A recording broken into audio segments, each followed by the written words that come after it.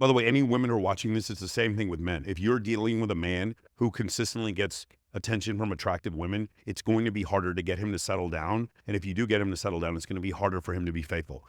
But with women, one of the issues is if you have a woman, like two women who are 10s, or let's just say a woman who's a 10, like objectively, just a stunningly beautiful woman, but she's a surgical nurse and she's going to school all the time and then she has a nighttime job and she has very little room for stimulus. She just works, she takes care of her animals, she goes to the gym and she sleeps. That girl is going to be so much easier to date because she doesn't receive as much stimulus and she doesn't need as much stimulus. All right, guys, welcome to another episode of The Report. Today, I got a repeat guest. He was on episode 100. We actually shot that podcast out in Vegas in his studio. But now I got him out here in San Diego, and we just had a fun little weekend together hanging out. I got my man, Michael Sartain. Michael, welcome back to the show. Hey, man, this is incredible. This studio is amazing. I'm super. We survived Cascade. Dude. And then the bikini competition yesterday. That was wild. Yeah, man, that was fun hanging out this weekend. Cascade was in town. It's funny because I saw Cascade 3 weeks ago out in Vegas at Zook. It's cool, but it's like, not a big deal out there. You guys get to see him every single week. Yeah, they aren't as excited. Yeah. Like when I go see Cascade at least once a month, and he does a show with Deadmau5, which I highly recommend. If Deadmau5 and Cascade are playing together, you should go see it. But when we go see them, it's like we've all seen him so many times before. But he's still incredible. It was really cool watching him from the perspective of people in San Diego. Yes. How insanely excited they were to see him. It actually made me have more fun watching him. So, like, I would like to see Deadmau5 out here. I would like to see what that looks like, or Skrillex or something like that. That would be sick. Yeah. So, yeah, we had a nice table there at Nova, and man, I felt like the whole city of San Diego was there. The whole industry scene was there, and it was popping off. It was a big deal, and I think that was my biggest takeaway. Was in Vegas, it's not a big deal, but out here, you could feel the energy. People were like, "Damn, like this might be the only time I see him perform," and so that was sick. And then yesterday, you hosted a bikini competition out here at the pool house at the Pendry. And you invited me to come on and be a judge, and a lot of beautiful women out there. And shout out to all the women that competed, but that was fun, man. That was a lot of fun. You know what's interesting to me is the way I had Richard Hart come on, very controversial crypto guy. He owns this one coin that's called Hex. And one of the things he said is he's like, whenever I try to date beautiful women now, they don't go out anywhere. They don't, like, you never see them at the shopping mall. You never see them at the grocery store. What does he mean by that? What he means is and it's true, what's happened is, and you don't really see them as much when you walk around. I remember 25 years ago walking around in Hollywood and seeing beautiful women all the time. You don't see them ever in Hollywood anymore. What's happened is because of social media, specifically Instagram and things like OnlyFans, is a lot of the validation that a beautiful woman used to get from going to a club. In 1985, if you had a hot dress, you were an attractive woman, or you had a nice car, there was only one place you were going to show it. You were going to the club. You're pulling up to Studio 54 or whatever, and you were showing it off in real life, right? And that's gone now. You don't have to do it in real life. And so you see like huge influencers, they stay at home with their husband and kids, and then they just film themselves on camera, and they never leave their house. I talk to them all the time. And so the trick was that I found, and obviously my buddy Bilzerian is one of the best in the world at this, was to have an event that was so good that it finally caused everyone to finally come out again. And so Cascade at Nova was that for San Diego. There's a ton of beautiful women here, but it gets harder and harder to get them out the more validation they can get virtually versus actually going out to a bar. Does that make sense? Yes. I mean, I just remember going out to a bunch of bars in 2006 in Los Angeles and just being like, these are the most beautiful women I've ever seen in my life. And now if you go out in LA, for those of you who don't know, the nightlife in LA is terrible. I would rather go out in Wichita, Kansas. Now, the restaurants there are terrific, but the clubs there are just like, they're so dingy and sad.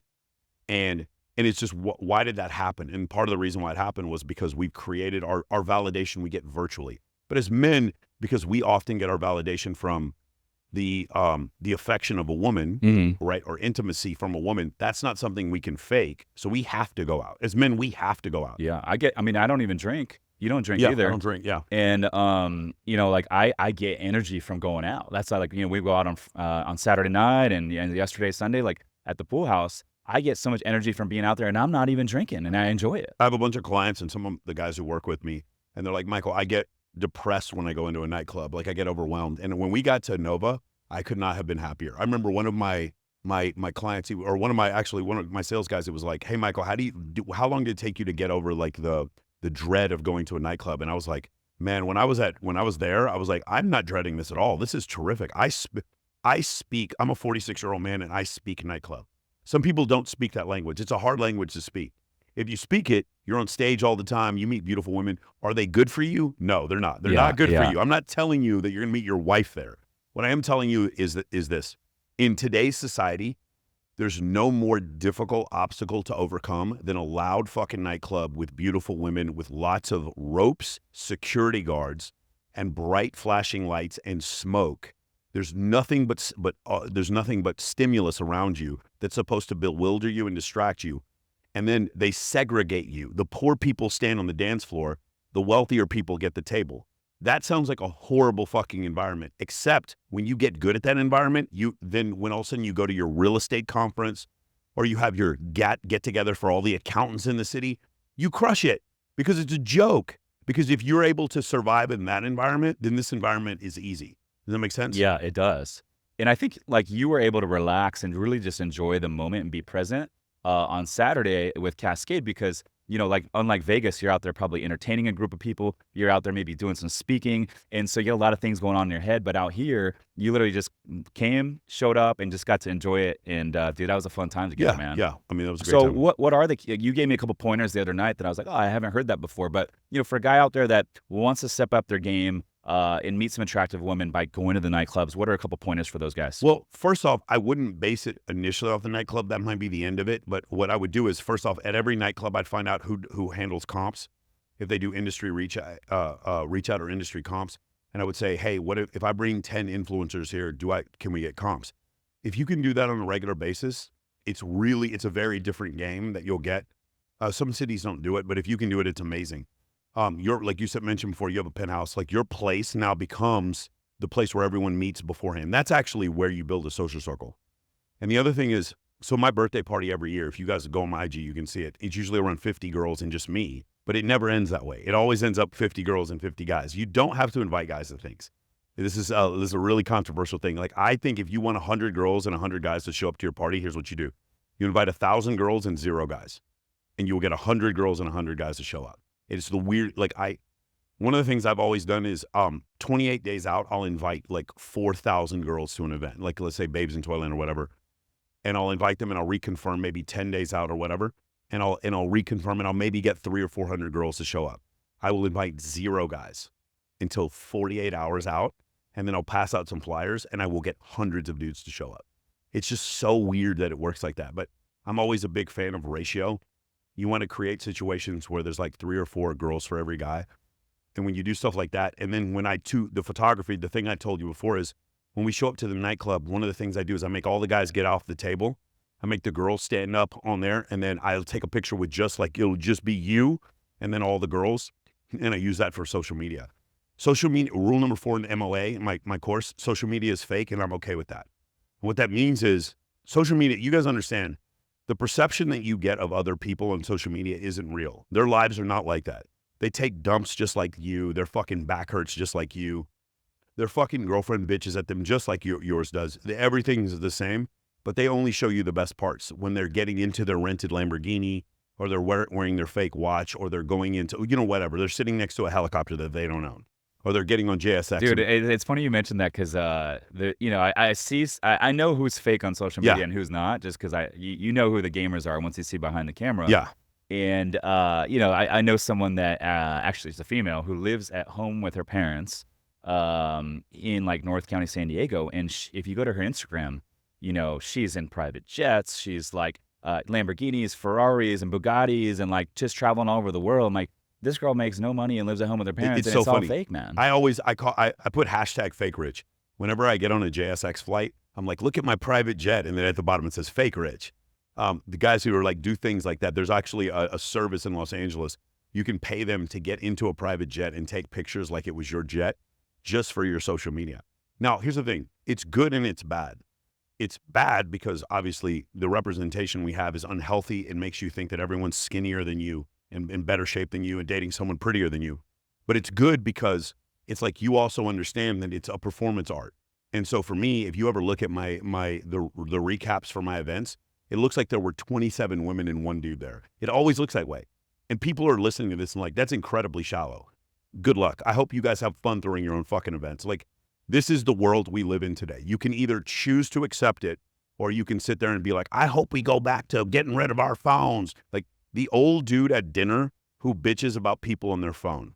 You know what I'm saying? It's like, that was cool 10 years ago. Or what's even worse, Rich, is the older guy who brags about how bad he is with his phone. You know what I'm talking about? Yeah. I don't even know how to use Instagram. And he thinks like women's vaginas get wet listening to him talk about how stupid he is.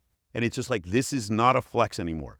Telling people that you're bad with technology is not a flex. You look stupid. And it sucks that people still think this, but it's like, if I am at dinner with 10 female influencers, bro, they're going to be on their phone. So here's a crazy idea. Let's take a group photo together. Let's make a funny TikTok video together. Let's lip sync a fucking song together. If you're going to be on your phone, you're going to be on your phone in service of me and my social media. What a fucking crazy idea. It sounds so ridiculous, but the problem is we keep trying to fight the stream. It's moving in one direction. There's not going to be less social media in the future. There's going to be more. And so you have to come to the realization that that's how it is. You see people like you and me, we post in 4, 5, 10 pieces of content a day. I have a team that does 40 pieces of content for me a day. And I'm sitting there, how am I going to do that, create that much content, and then complain about people who watch my content? That makes no sense. How is it the wealthiest people, that the best marketers in the world are using exclusively social media? And we're just like, if you and me were sitting here, when you had Grant Cardone here, and we're sitting there talking to Grant Cardone and asking, hey, Grant, how do you get your ads to get a higher ROAS? How are we going to ask Grant Cardone how to get higher ROAS on our ads and then bitch about people being on social media? We're literally asking to succeed on social media and then crying about people being on there. It makes no sense. Dude, real quick. So this is a crazy thing on this topic. I was at a Lane 8 concert down here in San Diego about a month ago. And this is it's actually first time ever at a music concert to where we walk in and they're taking everyone's phones. And they put them in the bag, they lock it up, right? Same thing And with Dave so, Chappelle. and so, you know, yes, I've been to a Dave Chappelle show and he was with Joe Rogan. I get the stand-up comedy, they do that. I get that. It's more of an exclusive thing. However, this is a concert with, 6,000, 7,000 people, maybe 10,000 people. And I'm like, dude, if I'm Lane 8, why do I not want all 10,000 people on their phones sharing me on their stories? That's going to help me build my brand. And I'm just thinking like, dude, if you look at his Instagram, he's only got a couple 100,000 followers. I'm like, okay, it makes sense. I think it's a very shallow way to look at it. Because he thinks you're shallow for being. So the problem is this, right? It is the man who stands in the ocean and he like refuses to believe that the tide's coming in. It's like his belief that, hey, we're going to take the phones away instead of using the phones in order to further propagate my content. It's just, to this point, you're an old man yelling at clouds. It's so funny to me watching. And remember, guys, I'm a 46-year-old military veteran telling you this. If anybody should want, I'm from Texas and went to a Protestant Baptist church. If anyone should be back for this traditional style of thinking, it should be me. But I'm also a student of history. And I know that the Overton window, which is the window of the spectrum of things that we find acceptable in society, it always shifts to the left. If you were in 1953, if you were to say, hey, there's going to be federal legislation proposed to legalize marijuana in 2024, people would be like, you're fucking out of your mind. That would never happen. And if you go back to even like, say, the 1930s and you say, hey, an African-American man is going to be elected president in 2008, they'd be like, shut the fuck up. You're out of your mind. But of course, that is what happened because the Overton window consistently shifts to the left. So if you understand that, then the idea that we're going to go back to an agrarian society where we all put away our phones and go to church together, it's not happening. So you need to come to that realization and say, I want to succeed in this current economy, this current dating environment, and this current society rather than consistently fighting it. Because it's like, it's one of the weirdest things is getting people, especially my clients, a lot of them, they'll be in their 50s, they've been divorced, and they're going through, after a divorce or breakup, they're getting back out there in the dating scene, and they just want to hold on to their old ideals before when they were single and not recognize that the world has changed. And the world will change even faster in the future. It's going to be harder and harder to keep up with these changes. It's never going to stop. Yeah. And so like, that's the biggest thing for me. And it's like, I tell guys that are around my age, is like, you've got to let this go. You need to be in shape. You need to be relevant. You need to be not afraid of these social media apps. You need to take photos of you that look incredibly good, not just realistic, candid shots of you at a fucking college football game wearing a plaid shirt drinking beers with your buddies. Women don't fucking care about that, dude. We are so far past that. And here's the other crazy It's thing. almost like your Instagram with dating today is like, it's like your resume. Well, no, but here's the thing. So the conflation, I talked to Austin Dunham about this, and I think you and I had this discussion. When you get to the highest points of interpersonal communication, so like networking and sales and the highest forms of dating, you're speaking the same language. There's a great book by Oren Klaff called Pitch Anything, and he talks about eliminate neediness. That's a dating technique. When he talks about avoid beta behavior, he's talking about pitching to the board of directors. Avoiding beta behavior is a dating technique. And so, what does that mean exactly? Avoid beta behavior, Yeah. like don't let the guy take over the meeting and then start asking you questions to get you off your topic. That would be beta behavior. Now, I know a lot of people don't like that concept of beta. It comes from taxonomy, the idea of like an alpha male and a beta male, whatever. But the concept is offensive to people. It's not offensive when we talk about gorillas, but when we talk about humans, the concept of alpha and beta is offensive to them. The reality of the situation is we're just hairless murder apes. People don't like that. They don't like the fact that all these ideas in natural selection also apply to Homo sapiens. They want to think that we're different. We're not any different. We're smarter. We're definitely smarter than any other animal on this planet, but we're not different from them. Like natural selection applies to us. So the concept of an alpha and a beta is real, but it's really offensive to a woman who's dating a man who's a beta. She doesn't want people to believe that. Yeah. Or she doesn't want to admit the idea that alpha tendencies in men are more attractive to her.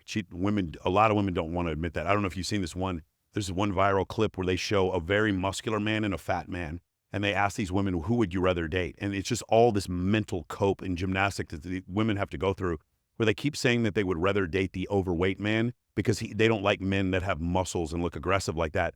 And then they ask all the same women, who do you think the next person's going to pick? And all of them pick the muscular guy. So everyone else wants the muscular guy, but you don't, because you want a dad bod. And like they've been purporting this nonsensical dad bod myth that isn't true. Women do not prefer dad bods. What women prefer is men they're attracted to not consistently be attractive to other women. So what they want is the man who got them pregnant to start getting fat.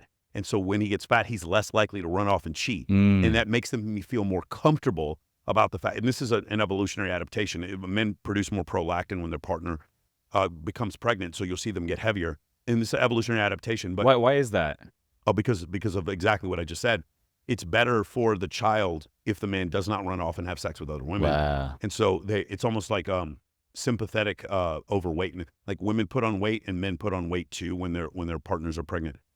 It's some sympathetic thing that happens in evolution. And I get why women find that to be appealing, but they don't find it attractive. They find it comforting. Do you think that a lot of guys, because I see a lot of guys that have been in relationships for 10 years, 15 years, and they stop working out, they get these dad bods, and do you think a lot of that is due to because their wife or their partner supports it and says, hey, honey, you look great in the dad bod. Keep rocking it. I think it's a little bit of that. I think what it has more to do with, there's some studies that show as men get married, their testosterone levels drop. And when they get divorced, their testosterone levels go back up. Your testosterone levels are a function of genetics, but they're also a function of nutrition. And they're also a function of your environment. Meaning, if you and me every day were to change our lifestyle where we weren't podcasters, but instead we were baling hay and working out on a farm every day, our testosterone levels would have to go up out of necessity. Does that make sense? So what happens is when the men start doing the more domesticated tasks of being in a family, their testosterone levels drop, and their body, because they're subconsciously aware of the fact that they're not searching for a new mate. All of their efforts are taking care of the newborn and providing for their family. Then they don't need the certain aspects, the assertiveness and aggressiveness that they previously had to go out and talk to a new woman and try to find a new partner. Does that make sense? So evolution dictates that now I'm in a relationship, my testosterone levels are going to drop.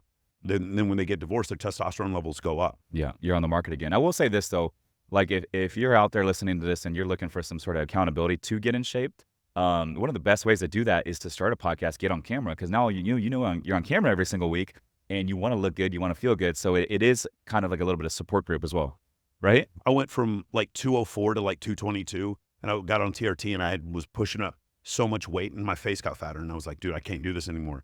And I did exactly what you said. I have some other friends of mine that they got either on TRT or something else, so they started like lifting heavy, and they would eat more calories, and like they looked better, their body did, but their face got fatter, and they're like, I don't want to do this because it makes me look older. So that's something that can definitely. Are you on the happen to TRT right now? Yeah, for sure. I've Yeah. been a proponent of it. I'm How often 46, do you take it a week? 4 years. I take it. You can take it as much as you want. I know some guys who do 7 days a week and they'll split it up into 7 days. I do 3 or 2. In the winter, I'll do it twice a week. I just don't want to be troubled with it. In the summer, I'll do 3 times a week. Do you notice a difference in performance between 2 and 3 without the ups and No, downs? not really. No. But one a week, you would feel the ups The and downs, the right? ups and downs thing really wasn't a big deal for me. And when I was doing it once a week, I didn't really notice a huge difference. I know some people do. I have a buddy of mine. He's 77 years old and he does 7 days a week. But he does the 25 gauge needles. He'll just stick it in his butt 7 days a week. I haven't seen that much of a Yeah. difference, honestly. For me, I know it's in the cards. I haven't started it yet, but I know I will at some point, probably in my 40s. I'm 38 right now. Right now, I feel good. I have a lot of natural energy. And, I want to start it at some point. I just, because of the injection and all that, I'm like, I don't know, it's another thing I don't want to deal with right now. It's a meditation for me. Because you'll transmute in your mind. It's like I'm taking this, and because of this, my BMI is going to decrease. Or no, what is it? My resting metabolic rate is going to increase. Like I literally think of it like that. Like when you start the pain that comes from injecting. By the way, I'll give you guys a tip if any of you ever do this. You know the cold plunge? No. Oh, the cold plunge. Yeah. Everyone's do the on cold plunge. You're numb afterwards. Mm. Then shoot right after you do the cold plunge. You don't feel anything. There's also like go further back in your hip, like behind your hip. There's some spots there that are just dead. There's no nerves at all, or there's very few nerves. Just shoot it back there in the fat. Some people say you have to go intermuscularly. You don't. The studies have shown that's not true. You can put it in the fat. Go in the very back of your hip. Shoot it right after you get out of the cold plunge. You won't feel anything. It's totally like. Yeah. And it also encourages you to do the cold plunge in the morning, which is what you should be doing. I don't mind the pain. I got tattoos all over. I don't mind the pain. For me, it's just like, maybe it's probably a limiting belief. It's just like the hassle that it would be to like get a freaking injection out and have to do this like twice a week. And like if I travel and all that stuff, I got to think about that. I really like the way I look in the mirror now, probably better than any point in my life. And I if that's the associate sacrifice you that gotta with the shooting. Yeah. So that's the reason why. Yeah, I like that. I will tell you, like, you still have to diet because what will happen is you'll take TRT and your appetite will go up and you can get out of control. You see the guys that get the big old fucking fat necks. And I didn't know that. I thought it was easier to burn fat when you're on the TRT. It is easier to burn fat, but you're also hungrier. Got it. So, like, I have some friends of mine that are doing, they're male strippers, and I'll ask them all the time, I'm like, what are you on? And I'll never do the shit they're on. These guys are on fucking 300 Tren, 300 Winnie, 300 Test, and 300 fucking Anabar at the same damn time, bro. And I'm like, bro, and their traps are fucking huge, and they're eating 2,400 calories a week or a day, and they're like ripped as shit. So they're like, so every calorie they eat goes into protein synthesis, so it all turns into muscle, and they have no body fat. If you're ever wondering how like those male strippers do it, that's how they do it. I have a buddy of mine right now. He's like, dude, I'm not long for this earth. All of you know who he is. I'm not going to say who he is, but he's doing 1,000 Tren and 1,000 Test a week. Damn. And he doesn't give a fuck. Like, he's just like, I love being fucking huge. I'm never getting to that point. That's correct. Like 100 milligrams of Test, you should be good. You should be fine. And then get your levels checked. If your estrogen levels are too high, maybe take an estrogen blocker or just reduce the amount of testosterone that you take. I know some people don't like HCG and clomidophan. I do think HCG is really good, especially if you want to have kids. I think it's really important. There are ways to do this stuff. People are always, the TRT thing, the first thing people say to me is like, well, what happens if I want to have kids? It's going to reduce my sperm count. I'm like, there are ways you can fix it. Take HCG. That'll definitely help you. Flex Lewis had 2 kids while he was competing for Mr. Olympia at 208. That means he's taking a fucking ton of steroids, and he had 2 kids. So it's definitely possible. Don't convince yourself that that's the case. But the other thing is, there's a point that I think a lot of people, I know we don't want to talk about TRT the whole time, but this is a really important point. Greg Doucette came on my show last week, and he said there's a point at which your testosterone level is so low that it's way healthier for you to be on TRT than not be on TRT. That's where I got. When I was 42, I was dating this stunning model. She's a huge model. And I was not that interested in having sex with her, but more than once every other day. And if she goes back, if you were to ask her right now, she would tell you, you'd be like, yeah, Michael just wasn't that interested in sex. And she's not lying. My testosterone levels have gotten like horribly low. And then when I got on TRT with my girlfriend now, it's like, we'll have sex 4 or 5 times a day. Like, how is that? I'm the same person though. Like, what's changed?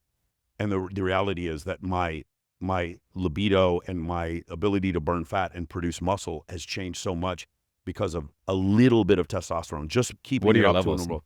I'd like to be in the maybe 700-800 Okay. level. Yeah. And what are When you I'm naturally? older, I'm going to get down to 600 probably. Yeah. What are you naturally without the test? Naturally, I think I was 3.0 something, Okay. getting into the 200s. I gotta go get tested because now that I'm not drinking and all that, I think it's a good time to go in and get up my blood work done. But I want to see where I'm at naturally, and see where that goes. And speaking of your girlfriend, she's how old? She's 22. 22. She was 20 when we met. And Yeah. and you told me over the weekend we were having dinner at Born and Raised that she likes women as well as men, and you're able to use that to your advantage in terms of like she will bring girls home to you guys. We're able to use that to our Word, advantage. yeah. I like that. I like that. That's pretty Be cool. careful. Yeah, I'm going to get me in trouble. You're able to use that. No, we're able to use that to our advantage. Yeah. And that's impressive. I mean, for the guys out there that are older listening to this, I mean, 46-year-old, and you're pulling a 21-year-old. I mean, that's impressive. Yeah. She's amazing. So What's her name? Kylie. Shout out Kylie. Yeah. Not Jenner. Not Kylie Jenner. She gets mixed up for that one. I think she's hotter.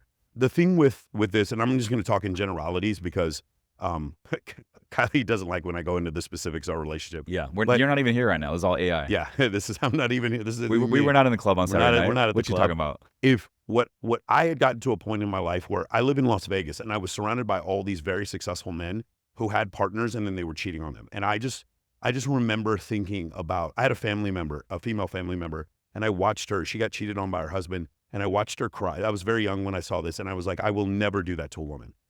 Just the pain that they would go through, seeing a woman have to deal with that is just terrible. Now, I know a lot of red pill content creators are like, it's okay for men to cheat. I don't think it's okay for men to cheat. So what I did was I met this girl maybe 5-6 years ago, and she was bisexual, and she was constantly telling me, it's like, we need to pick up women together, something I'm really into. And I'd never tried anything like this before, and we did it, and it was terrific. Like, I really enjoyed it. And the thing is, I could be so honest with her. The ladies out here are watching. I know you think your man's honest with you. He's not.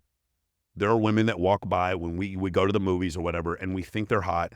And some of them we think are hotter than you, and it's okay, but we can't tell you that, because if we do, it's going to hurt your fucking feelings. And you say you want honesty, but deep down, you know you don't want full honesty. You don't. When your man goes on business trips, he probably looks at porn. Sorry to be the one to tell you this, but it's like, this is the reality of the situation. Men look at women. Women are attracted. Some women understand this. A lot of times when they're younger, they don't grasp this. When you're dealing with a woman who's also attracted to women, that whole conversation goes out the door. Window. Yeah. And it's fucking unbelievable. It's so much easier. It's now, like you're on the same team. Yeah, the problem is I can't sit there and prescribe for you guys watching this to go find a bisexual girlfriend, because it's hard to do. There's not, of the population, we're talking less than 10%. I was dating someone 2 girls ago that was bisexual. Yeah. And and there was no jealousy out there. Like, it was like she would acknowledge right away, hey, like, that girl's fucking hot. Yes. Now, there's still jealousy, but like the jealousy would come if you start spending money on the other girl, or you start flying out the other girl.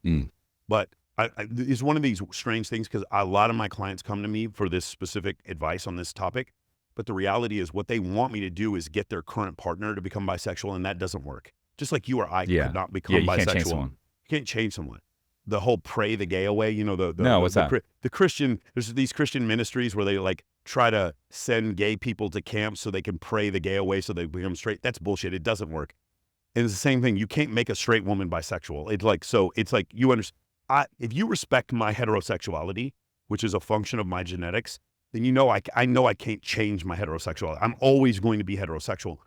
And so the idea that I'm going to make a straight woman bi is not realistic. So I would just choose to be with a bi woman instead. And so a lot of people are like, Michael, you're just doing this because you're a pig and you want to fuck all these women. And I was like, no, I'm actually doing this because I never want to lie to the woman I'm dating. And the women who are criticizing me are doing so while currently being lied to by their partner, who looks at other women and possibly may cheat.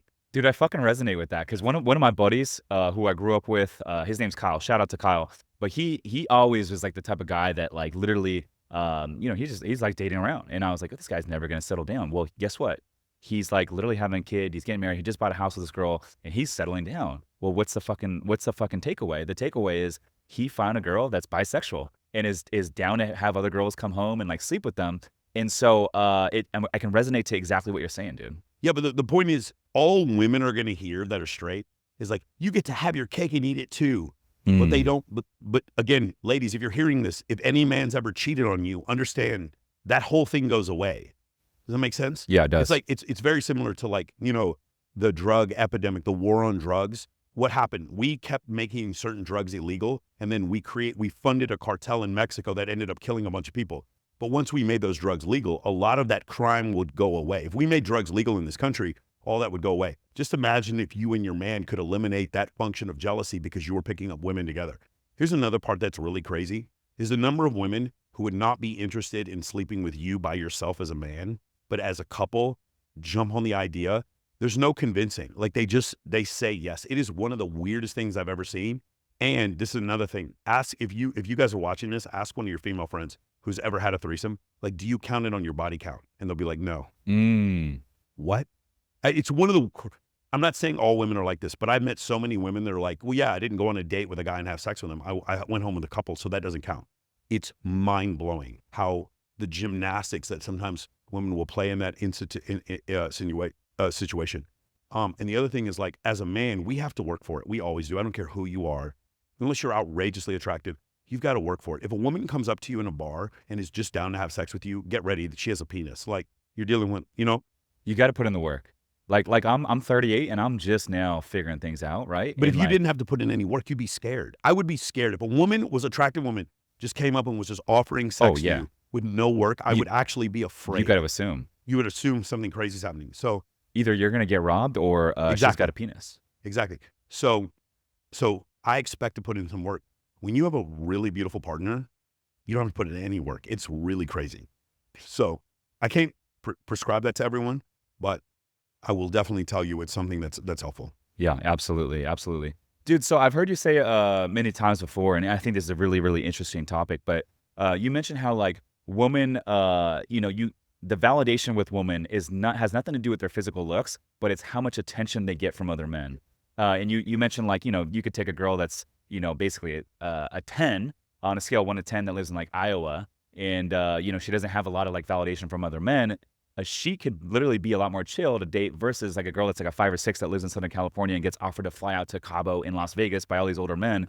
Can you elaborate a little bit more on that? Yeah, but by the way, any women who are watching this, it's the same thing with men. If you're dealing with a man who consistently gets attention from attractive women, it's going to be harder to get him to settle down. And if you do get him to settle down, it's going to be harder for him to be faithful. But with women, one of the issues is if you have a woman, like 2 women who are 10s, or let's just say a woman who's a 10, like objectively, just a stunningly beautiful woman, but she's a surgical nurse and she's going to school all the time, and then she has a nighttime job and she has very little room for stimulus. She just works, she takes care of her animals, she goes to the gym, and she sleeps. That girl is going to be so much easier to date because she doesn't receive as much stimulus and she doesn't need as much stimulus in order for her to get her validation, versus a girl who's a 6. And when I say a 6, I'm not trying to rate them. What I'm saying is if we stratified them amongst all these dating profiles, they would be in the 60th percentile. Let's say a woman who's a 6 like that, but she's constantly getting messages to be flown out to Dubai, and her photos on dating apps and on social media are FaceApp and Facetune to where she looks unrealistically beautiful. She doesn't look like her photos. You've seen this before. You said before you had a girl show up. Yeah. Some girls look better in person than they do in their photos, and some girls the opposite. So now the a girl is a 6, and she doctors her photos, and she constantly gets invitations to go to rappers' birthday parties, video shoots, flown out to Dubai, and like go to the best parties. She gets offered money to go on dates. That woman, because she receives more stimulus and she accepts more stimulus, is going to be, what I'm saying is the 6 is going to be harder to date because she accepts more stimulus than the 10. I got lucky. And probably not just more challenging to date, but probably more likely to cheat, right? Yeah. Well, there's other studies that show that. There was, this is not a study by any means, but it was a buddy of mine, Austin Dunham. He gets paid by men because he's a really good looking guy. He's a male model. He gets paid by guys to go hit on their girlfriends to see if the girls would cheat. It's a loyalty test. Damn. And I'm not recommending this, but what I am saying is when he figured out which girls were willing to cheat, it was the ones that had open accounts that showed more lascivious photos. Those girls were more likely to respond when he messaged them. And when you say, what was the term you said with the photos? Lascivious. That just means more like provocative? Yeah, so there's a difference between lascivious and promiscuous. Lascivious means more provocative photos, whereas people will say promiscuous. Promiscuous means that you have no discernment on who you have sex with. Promiscuous means sex. Okay. You can't be promiscuous on social media. People misuse that word all the time. You cannot be promiscuous on social media. You can be lascivious on social media. And so the more lascivious photographs, the more thirst traps, the more like just straight up looking at her ass or pushing her boobs together, those girls were more likely to respond to him and more likely to meet him up on a date than the girls who had private accounts or didn't do that as much, which makes sense logically. Yeah. It's funny. It's the opposite for men. The men who cheat, ladies, do you want to know who the men who cheat are? You know who they are? They're the ones who don't even have an Instagram. The guys who make $500K a year and don't have an Instagram. You want to know they don't have an Instagram? Girls are like, oh, I'm dating Bob and he's so busy. He doesn't have time for an Instagram. He's going to fly me out next week. I'm like, how come you don't live with Bob? It's like, well, he's busy right now. It's like, no, Bob has a wife and kids. That's why he doesn't have an Instagram, because he has a family he doesn't want you to know about. And these women live in delusion and actually think that they have a good man because he doesn't have an IG. It goes back to what I said before. Dude, it's so fucking true, because I hear some girls say it all the time. Oh, I just met this guy in LA. For one of them, first of all, it's long distance. That's one red flag. And then second of all, oh, he doesn't have Instagram. He doesn't like the social media stuff. He doesn't like the limelight. I'm like, bullshit. That's 2 red flags right there. Ladies, you're meeting a man in LA or San Diego who's rich and good looking and doesn't have an Instagram. Wake up. Like, how do you not understand what's happening? And only dates girls that are long distance. Yeah, it's so crazy to me. Yeah. So again, it's this delusion. What happens is the fairy tale, because women were promised the fairy tale. They think that they can get the 6'3" guy who looks like a male stripper to commit to them and be faithful and not be on Instagram and be rich. They read 50 Shades of Grey, and they like Anastasia believes that she can get Christian Grey, who's the billionaire with the huge penis, to like commit to her and never fuck it. You know, I haven't read all the books, but I know that at the end of the books, he never fucks any other women. You're full of shit. That is one of the craziest things I've ever heard. This guy's a billionaire and he never fucks any other girls but Anastasia through the entire book series. It's so crazy to me. That is crazy. And it's like, because you were promised this fantasy. I have a friend of mine right now, she's dating a male stripper. And because she was promised this fantasy, she doesn't see what's going to happen. So she'll criticize me because I want to have threesomes with my girlfriend while her boyfriend cheats on her. And she believes that he's not going to. Does that make sense? It's like, I live in objective reality and you live in feelings. And then later on, once you come to objective reality, instead of thanking me for trying to hip you up on game, you blame me. It's not my fault. This is how the world is. I did not make men have 17 times as much testosterone as women. That was Charles Darwin who discovered that. It wasn't me. It was a function of natural selection. And so it's just really difficult for a lot of times when you deal with that level of cope, where a woman will say things like what you said before. You're dating a good-looking guy who has a yacht and he drives a Mercedes. He lives 3 towns away, but he doesn't have Instagram. And you think it's because he's so sophisticated. No, it's because he has a wife and kids. Yeah. And Or he's busy working on his business. He's busy working on stuff. Yeah. Or the other Always one I love is traveling for work. the other one is the rich guy who's like, I'm going to leave my wife for you. And these women, they'll like listen to it and then again, criticize me for wanting to date a bisexual woman and never lie to her. Yeah. Like, wake up. I don't know how else to express this to you. It's so crazy. Like, I would rather, this is one of the things in David Buss's book, it's called Men Behaving Badly. At the end of the book, he goes over this thing where I think it was like it was a female professor who came to him and said something to the effect of like, you can't talk about these evolutionary realities because it hurts women's feelings. Because women have a shorter reproductive career than men do. They just do. Women, it's like you have a 5% chance of having a child once you turn the age of 40 as a woman. For men, it's not anywhere near that low. Yeah, I mean, I'm 38. I want to have 3 or 4 kids, but I'm not ready for like 4 or 5 years. So I know for me, I got to date a little bit younger, and that's just the facts. And by the way, if you keep yourself in shape, you can date younger and still play. My grandfather was in really good shape, out there throwing a football with me at 64 years old. So it was one of these things where you come to the realization you can stay in shape for longer, and our reproductive career is longer. Me expressing that, does that make me a misogynist, or is biology misogynistic? I don't know what the answer to that is. What I know is that it's a truth that you can deal with or not. But Dr. Buss in his book, at the end, he's like, it's better to know the truth. It's better to know the truth. And the reality of the situation is, the truth is, for instance, social media has made it to where a small group of men have a ton of access to women. And there's a group of men, we'll say somewhere between 20 and 30% of men at the bottom who are having no access to women, or in short-term context, having no access to women at all. You said when I went on your podcast, you told me that like something like crazy, like 33% of men in the U.S. don't have sex in an entire year. Yeah, so it's a third of men under 24 have no sex within an entire year, and 27% something, I want to say 26% of men under the age of 30 are virgins. Something like some crazy number like that. It's really 23% of men below the age of 30 are virgins. Was it 26 or 23? I forgot. But to be fair, Yeah.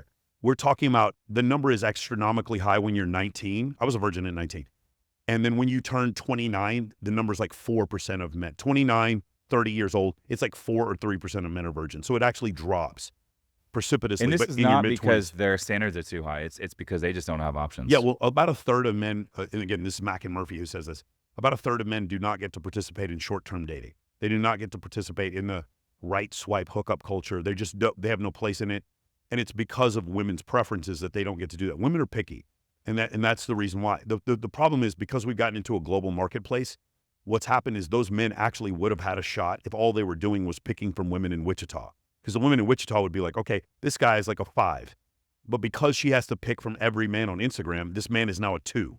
And that's, people don't grasp that concept. It's like women in a short-term dating context push men to the left. Meaning if we were to stratify men, again, I'm using a scientific stratification. If I were to take the dating profiles of 1 million men, this man would fit in the 80th percentile. So he would be an 8. Have you ever heard women say Ryan Gosling is mid? Have you ever seen this? Yeah, all the time. So the problem is if I were to take 1 million dating profiles, just profiles of men, whatever, they don't have to be dating profiles, and I were to stratify where Ryan Gosling fits, he's going to fit in the top 1%. So Ryan Gosling objectively is a 9.9. Yeah. But these women are calling him mid because it gives them a little pang of like dopamine by calling a successful actor mid. I thought you said men. Mid. Because I hear girls say all the time, like, this guy's like, this guy's mid. I never heard that one before. Yeah, mid. It's like they say Ryan Gosling is mid. He's like a mid-tier Like he's man. just like middle. Utterly absurd. Okay. Ryan Gosling is like. Then show me who you're dating then. Yeah, for sure. And then you show him who they're dating, Yeah. and the guy's like less attractive. But the problem is, I'm not saying I'm not attracted to men, so I don't know. But what I do know is if I were to stratify Ryan Gosling's physical appearance against a million other men, he would be in the top 1/10 of 1%. And so he's not mid. So, but what happens? Why are women doing this? And the reason why is because they push men to the left. A man who's an 8, they call him a 5. And a man who's a 7, they say he's a 4 or a 3. And a man who's a 9, they call him a 7. And there's only like a couple of guys who are 10s. Like you have to be Chris Hemsworth or Jason Momoa to be a 10. And anything short of that, you're not a 10. Why do you think that is, where they'll discount them by 3 points? Because they have too many options. It's easier to sell a guy a car if you show him 3 options. If you show a guy the entire car lot, he like doesn't know who to pick. Yeah, a confused mind doesn't act. Correct. And this is one thing Steve Jobs did with Apple. They had so many different products, and they narrowed it down to like 3 MacBooks, 3 iPods, and 3 iPhones. They narrowed your choices down. And when they did that, it was easier to make a decision. These women, they're according to Dunbar's number, he's just an anthropologist named Dunbar, humans grew up in societies of about 150 people. In that 150-person society, you as a child going through, let's say, adolescence or puberty, there's only like 8 or 10 women that you're going to possibly be able to choose from that are in your age group. 8 or 10 women, those women have to choose amongst those 8 or 10 men. Meaning if you're an average-looking guy, you got a good shot. But once we get into a global dating marketplace, which is what we see today, right? All of you are compared to these AI-generated guys, like guys who are taking heavy amounts of fucking steroids, covered in tattoos, and like you're comparing yourself to them, or women are comparing you to those men. Yeah. And so everything's falls short. Here's the other thing. Like imagine a king, like let's say Muhammad the Bloodthirsty. He was this guy. He had 800 children. I believe he was from Morocco. I could be wrong about this. The man had 800 children.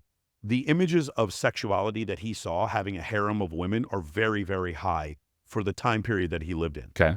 But a man who lived in like, say, Des Moines, Iowa in the 1850s, his standards for sexuality are just like the few women that are in his village. You with me so far? Yep. So now I want you to consider that. So his stimulus, the Des Moines guy, his stimulus is lower, whereas Muhammad the Bloodthirsty, his stimulus is very high.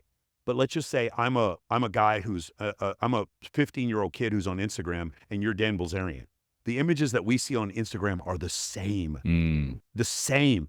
If you're a woman who's morbidly obese, or if you're Kim Kardashian, you see the same images on social media. Now, real quick, wouldn't that make that example of the 10 that lives in Iowa that has the night job working and she doesn't get a lot of stimulus, wouldn't that give her access to see all the same stuff that we're seeing on Instagram, and then therefore make her just as challenging to date? It could, but some people don't need as much stimulus. Like for instance, imagine like the luck of, I host a bikini pageant in Mexico 2 Octobers ago. and I meet my girlfriend. She's 20 years old with no Instagram, and she looks like Megan Fox. Like when you realize that, like she had no Instagram. There was no stimulus for her. She liked me for who I was. She had no idea I had a podcast or if I made $10 an hour. She had no clue. And she liked me for who I was. I was like, the likelihood of me meeting a woman from Southwest Arkansas who grew up like this is like 1 in a trillion. It was like, wow, you're different. Like it was very clear when I met her. I was like, wow, you're different. Like you don't care about any of this shit. It was just so different seeing that. So for a guy listening to this right now, and they're like, I don't want to meet the girl that's a 6 that's getting flown out to Dubai and Cabo San Lucas and Vegas every single weekend and is very challenging to date and is more likely to cheat. But I want to go find that girl that maybe your girlfriend or someone that lives in Iowa that's a 10 that just doesn't have a lot of stimulus. How does a guy go about finding a girl like that? Goes back to the very beginning when we talked about Nova and we talked about the bikini competition. You have events, you host events, and you help with events. You create an offer. One of the best books on dating, people don't believe me when I say this, one of the best books on dating is the $100 Million Offer by Alex Hormozi. Everyone laughs when I say this, but it's true. Alex Hormozi says, create an offer. I read that book all the time. Create an offer that makes people feel stupid for saying no. So I'll where you'll go up to a girl, not you specifically, but like typical like guy who has some exposure to pickup artistry or whatever. He'll go up to a girl and he'll say something to the effect of, hey, I think you're very attractive. Hey, I think you're cute. I had to come up and say hi to you. I was wondering if I could take you out to dinner sometime. So his offer is himself. And if you like what he's got to offer, then you might say yes. But most women are not interested in most men, as we talked about it in a short-term dating context. And so most of the time she's going to say no. My offer, I'm going to walk up to her. I'm still me. She might be interested in me physically or not. But my offer is, hey, I'm hosting the Super Bowl, the Maxim Super Bowl party. I was wondering if you want to get on the guest list. We also have a table there. If she rejects the offer, she's not rejecting me. She's rejecting the offer. The likelihood of a woman who's totally out of my league saying yes to me is astronomically high. Yes. And in that context, when I bring her to the Maxim party, I'm taking her from an unfamiliar environment to a familiar environment where I'm able to display more of my characteristics that make me attractive. Does that make sense? Yeah. So I have, because you're going to have people coming up and saying hi to you. Yes, exactly. Hey, Michael, what's Social up, dude? I listen to your proof, podcast, pre-selection. blah, blah, blah. Yeah. Exactly. Okay. So that's why in real life events are the key. If you want it, if you guys want the incredible girl, the good girl who's also a 10, it's events. The answer is events. That is the answer.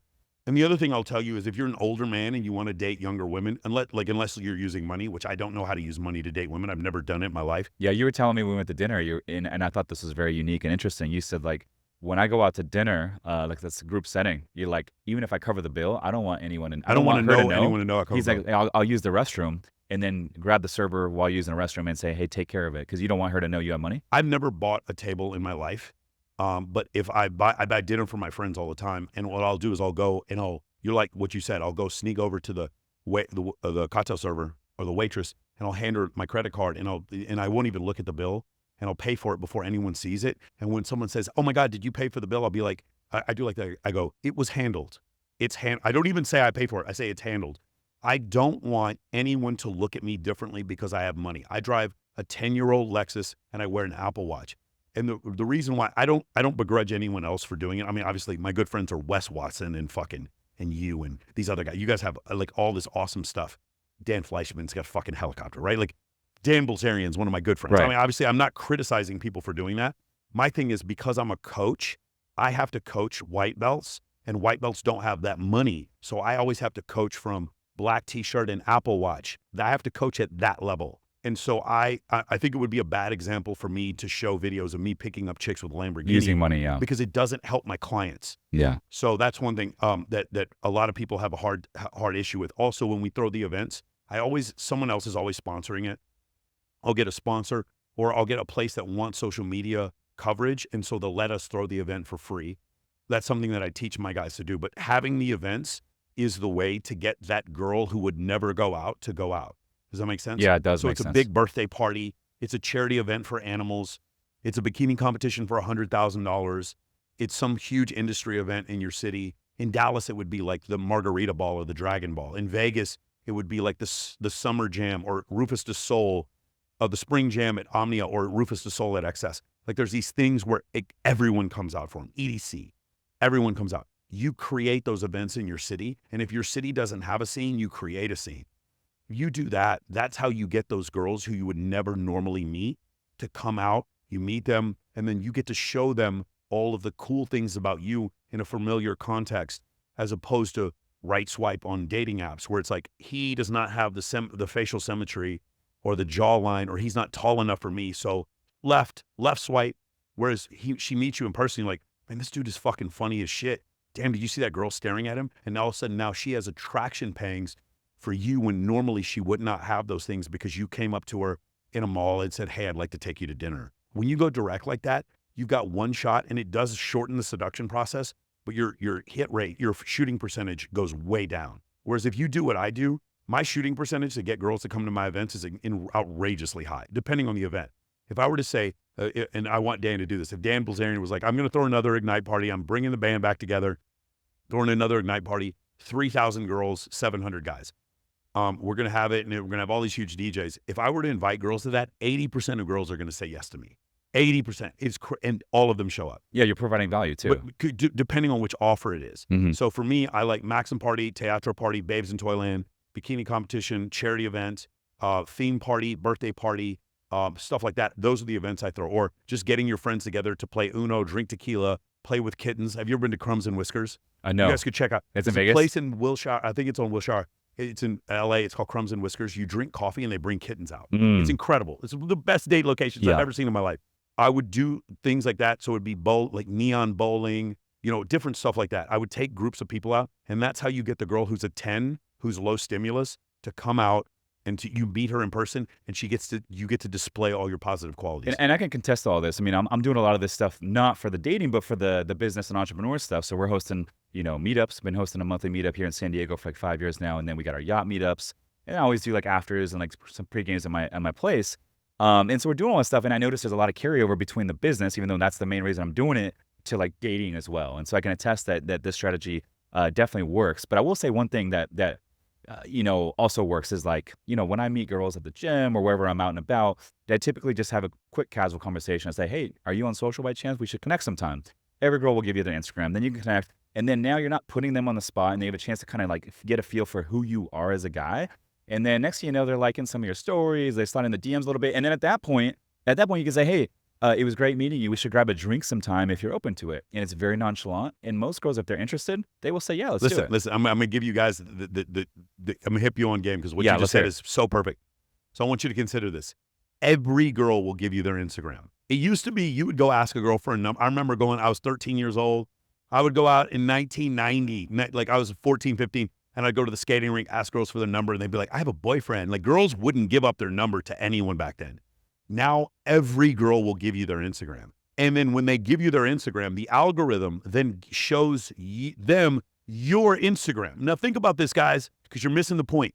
If your Instagram looks like caca, then that's what she's going to think of you. If your Instagram is incredible, like she goes to your Instagram, she sees all the people following you that she knows, and all the social proof that you are who you say are, you're competent, you're relevant, you have high status. She's going to, then this is the most amazing dating hack of all time. You can look at who watches your IG story. Fellas, if you are not using your IG story as a dating tool, you're a fucking moron. Like you can see all the girls who watch your story every day, and then you can literally pick from them. These are women who are already interested and invested in you. And then from there, here's the piece I want to give you. I don't even say, let's meet up for drinks, because that's still a date. I say, let's meet up for drinks and catch up. I say that to people I just met. Catch up. We don't know each other. Right. I even say, why the catch up? Huh? What's the theory behind the catch up? Because I remember it was a girlfriend, a female friend of mine from high school. She was in town and she was like, hey, let's grab some drinks and catch up. It was totally non-sexual. And I was like, the line she just used on me is fucking perfect. Let's meet up for drinks and catch up. So it could end up being sexual, but it doesn't have to be. And so now what have I done? I'm doing nothing but displaying like masculine attractive qualities on my social media. So she's been seeing, like my Instagram is gaming her for me, and I'm not doing anything. And then she's watching my story. The more stories she watches, she's gaming herself now to become more invested in me. And then my meetup is like, hey, let's meet up for drinks and catch up. It's like, are we high school friends, or is this guy trying to sleep with me? So now all she sees is I'm attractive, women are chasing me. And then when we meet up, I'm not even declaring to her that it's a date. And now she comes on the date, and you'll see her, She's showing cleavage, wearing a red dress, and he's just like, no, he's gonna like me. I'm gonna Mm. make sure I get this It's guy's a mental game. validation and attention. And like the game I just described for you guys, the hit rate, the shooting percentage is so much higher So much higher. than walking up to girls and just being direct. I agree. And what I just described to you, every pickup artist hears what I just said and is mortified because I'm basically putting that industry out of business by teaching the concepts of social circle game. And pickup is still like, you can still do it. I still recommend guys, if you have a debilitating fear of walking up to strangers, you should probably take a pickup boot camp. I don't have a problem with that. But what I have an issue with is this idea that direct game is the way to go. It's not the way to go. Direct game is it's not wrong. It's just inefficient. Direct game is extremely inefficient. Yeah, I if you're agree. 6'3", if you're a billionaire, if you won an NBA championship, or you have an Academy Award, go direct. Tell me, Michael Sartain can shut the fuck up. If you look like you could be on the cover for Thunder from Down Under, you do not need to listen to anything I said. I recommend direct. Go on every dating app, go direct every time. For the rest of us, the other 99% of us, I highly recommend you guys invest in the idea of social circle. Going direct is extremely inefficient unless you have huge qualities that women can see immediately. Going indirect and creating a social circle is way more efficient. It's not right or wrong. It's better. It's like, does it work or not work? Is it efficient or inefficient? Social circle is the most efficient way because the reason social media is part of social circle and social media continues to generate attraction for you while you sleep. That's why it's so incredible. And you're so right, dude, because like you said, every girl will give you the Instagram. I don't think maybe like 10% of girls, 1 out of 10 won't. They'll be, oh, I have a boyfriend, blah, blah, blah. That's cool. But I think if you just go out there and say, hey, we should connect sometime. Are you on social? That's it. Most girls like, yeah, they want to follow her or whatever. And then like you said, it creates social proof. They see, oh, 40 of my friends are following Michael. Great. He's a guy I trust. And then you can set it up. But I also like what you said about the stories. I mean, if you're a guy out there, it's like women the girls that are watch the your first stories. How are you not doing? How are you Yes. not using this, and guys? the girls that are the first ones to watch every single story as soon as you post it, most likely, this is generally speaking, not all of them, but most of them are probably interested in some form or fashion. And if you DM them, they're probably going to answer. If you see a woman who's watched 10 stories in a row, send her a really funny, fucked up meme. Just send her a meme, like as a response. Such as what? You have to figure that out on your own. Like it depends on what kind of humor the girl has. But I would send her a meme and then she's going to respond LOL and then, or like the laughing emoji. And when she does that, be like, hey, we should catch up sometime and meet up for drinks. And she'll be like, okay, cool. It's so easy. But you still, like, for me, I love having the plausible deniability of like, no, I never hit on her. I was never even interested in her. It's nonchalant because if she says no, it's like it's not an ego hit. It's not just that. Women screenshot these messages that they And get send it from to their men, friends? and they send it to Oh. their friends. And there are women all over the world who like wish that they could get some screenshot of Michael Sartain hitting on them, and they'll never get it. They'll never get it because I don't hit on women That's on something social I don't media. think about a whole lot. Yeah, You think a lot of girls do that? I know they do because they showed me their messages. They'll just be like, hey, this guy asked me out. Yeah, blah, this blah. guy What do you asked think? me out. He won't stop messaging me. He sent me like 50 messages in a row. Hey guys, ready? Here's the one that's going to really make girls upset. You should never have multiple messages you sent to a woman on Instagram. There's the unsend feature. Moron. Unsend your previous messages. If a woman goes, even you might be like, well, Michael, she knows you messaged her previously. I'm like, yeah, but that's not how her hindbrain works. Yeah, you forget months later. Yeah, no, it's not even that you forget. It's she looks and she sees that she messaged you and then you messaged her and then you never messaged again. There's something psychological where you get to maintain higher value by doing that rather than you invite her to 15 events in a row. This is why IGDM is so overpowered because IGDM allows you to do full unsend. It lets you unsend And it doesn't even previous show that messages. it's unsent. It doesn't even show that it's she might get a notification, but most girls aren't going to even check. They have too many guys messaging them. The idea, when I see these messages these guys send, and it's usually like a lot of times they're rich, high status dudes, and their game is fucking terrible. And they go direct 15 times in a row. It's like, you're so hot. Oh my God. They're like replying to the girl's stories. And I'm like, why don't you unsend these previous messages that she never responded to? If a girl goes and looks at a message from me, I want her to see one message. And the message is, we're hosting a $50,000 bikini competition. Would you like to participate? That's the only message she's going to get from me. Meanwhile, every time she messages me, we leave those up there. So all she sees is, I like this story. I like this story. I like this story. He sent me one message. That's the way it should look. I don't understand why guys don't do this. And speaking of guys out there, I have a lot of guys that they ask me that, oh, like, I think this girl's into me. And I'm like, it brings me to like the whole idea of compliance. And it's such a true thing. It's like, if a girl is into you, she will let you know that she's into you. That's why I say, like, if you go meet someone, get their Instagram, they're gonna get to know you. If they're into you, they're gonna reply. But also compliance is the main thing. If you're not sure if a girl's into you, well, ask them out, or like you said, create an event, see if they want to come. And if they say, yeah, I'll be there, cool. Invite them out again another time. Yes, I'll be there. Okay, you know that girl's probably into you. But if she's like, making excuses, doesn't want to hang out, well, then guess what? There's more often than not, the chances are she's not into you. Can you elaborate a little bit more on So that? it's not even ask her out, it's ask her to move her body. Compliance is a woman moving from one location to another. For me, that's how I describe compliance. So I recommend every guy has a huge slut friend. One friend that's a huge slut. This girl has been with like hundreds of dudes. She's text messaging 7 or 8 guys at the same time, but she's like your best friend, and she shows you all the messages she sends to guys. So you can see. I also recommend you guys have one female friend who's a stripper, and like literally like because strippers are so good at like fucking, they'll touch you and they'll make you think that they're interested, but they're not interested in you. So the way the rule works is this: above the belly button is attention, below the belly button is compliance. So a woman sending you nudes, that's her thumbs. Her thumbs are above the belly button, that's attention. A woman coming over to your house, walking to your house, that's below the belly button, that's compliance. And then she gets nude. So attention is a woman sending you nudes. Compliance is a woman coming over nude. Okay. So when I say, well, I'll ask a girl, hey, can I get your number? If she gives me her number, that's attention. It doesn't mean anything. She can touch my arm. It doesn't mean anything. She can tell me I'm handsome. It doesn't mean anything. Hey, do you want to get out of here and go get something to eat? She gets up and leaves with you. That means something. That's compliance. So what you'll find is, often women will give you attention and it doesn't mean anything. It could, but it doesn't mean anything. When women give you compliance, it always means they're attracted to you.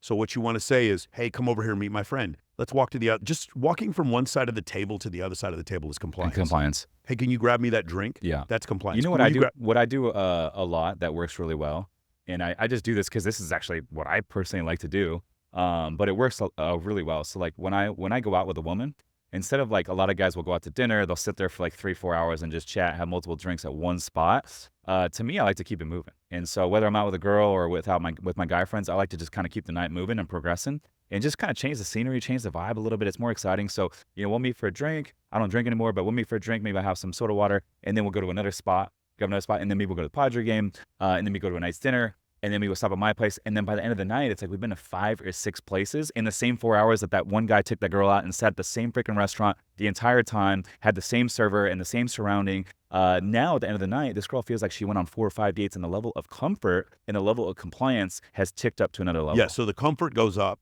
It goes up, but also she's convinced herself because she's complied with everything you've said.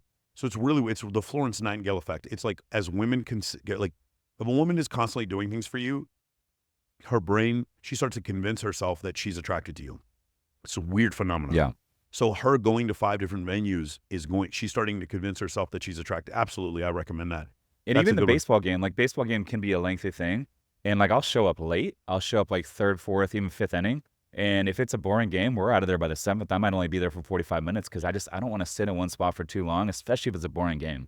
And that's whether I'm hanging out with girlfriends or guy friends, same fucking thing. But this theory, if you're a guy out there listening to this, it actually works really well. Let me give you one more piece of advice, which is always be the one to end the date. So you invite her back and you're like, I haven't heard that one before. yeah, let's, and then at the end you're like, hey, let's go. So you're going to go back to your place, and it's either to watch a video, to check out something I'm working on, to Grab a jacket. Dude, all the time, grab a jacket. Yeah. All the time. It's like, I just interviewed I had this crazy interview, and I can't show this stuff on YouTube. I had to take it down. I want to show you I do that all the time.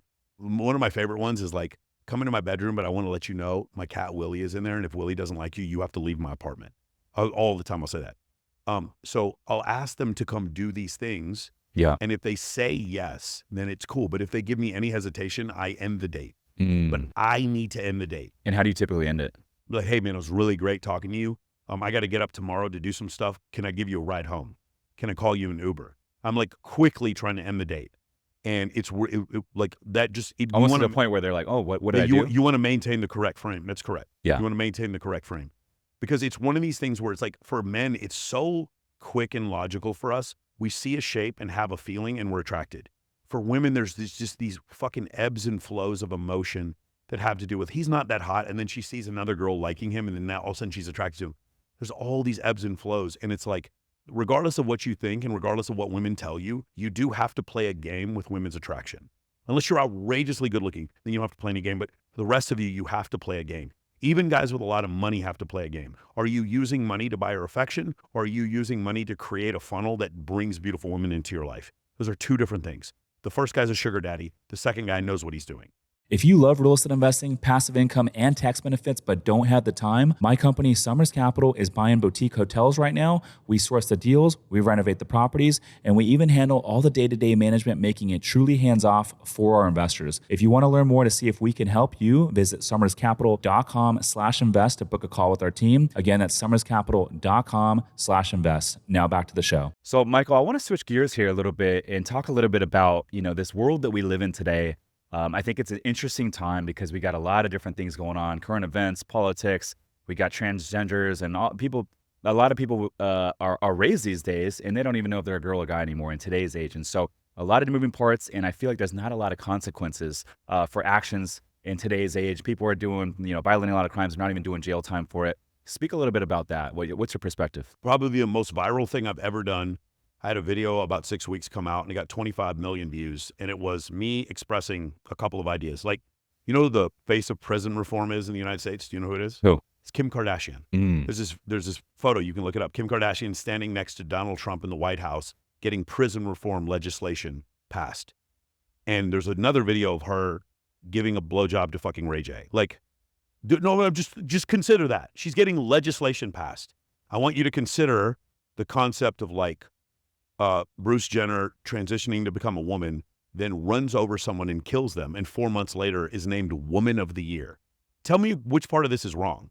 Consider the idea of, President Trump, like he fucks a porn star while his wife is pregnant and he still gets elected and no one says shit. Like, and by the way, the other thing, these 33 felony convictions or 34 felony convictions, do you think a single Trump supporter is not going to go vote for him because of this? No, they're still going to vote for him.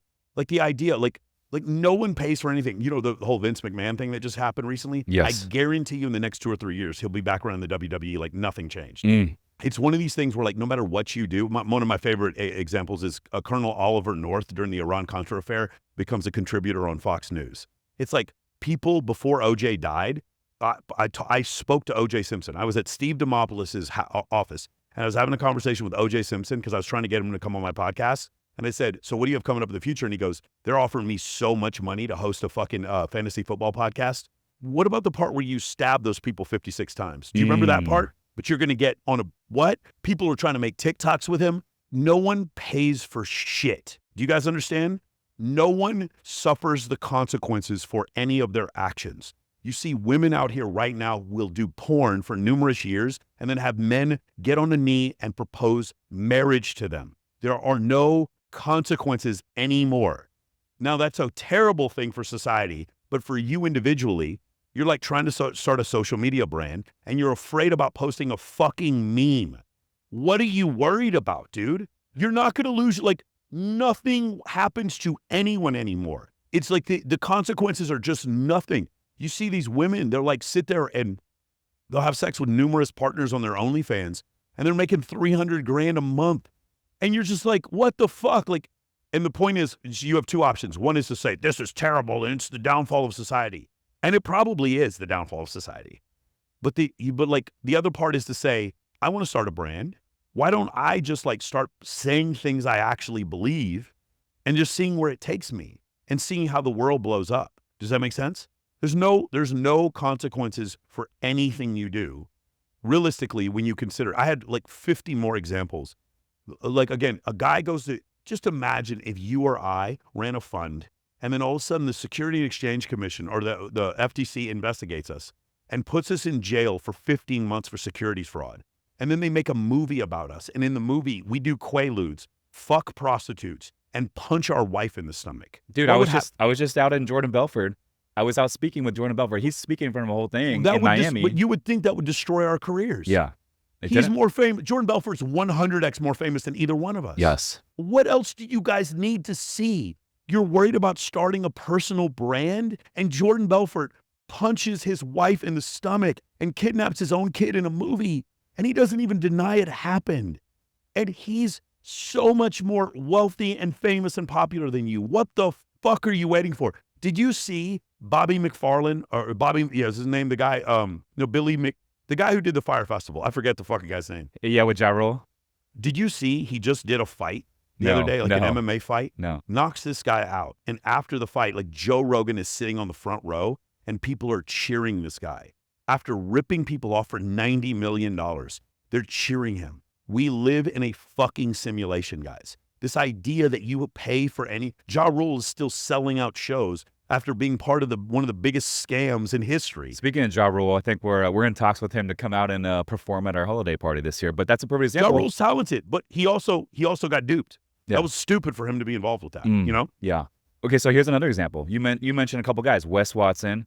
You mentioned Jordan Belfort, Wolf of Wall Street. Dude, but how about I was Wes just Watson? out of Miami. Hold on, I was just out of Miami speaking at a mastermind, and people came out and paid hundreds of dollars to come watch Wes Watson speak and Jordan Belfort. Wes Watson was in jail for 5 years. And so think about all that. Wes Watson got ripped off on a fucking weed transaction and beat a motherfucker's ass to the point that he was surprised that the guy didn't die and went to jail for 10 years for it. And I love Wes. Yeah, I'm a fan of Wes. I'm friends with him. I love Wes. And when you realize that Ryan Stewman went to prison for drugs, and we all pay all this money to go see him and like listen to him talk.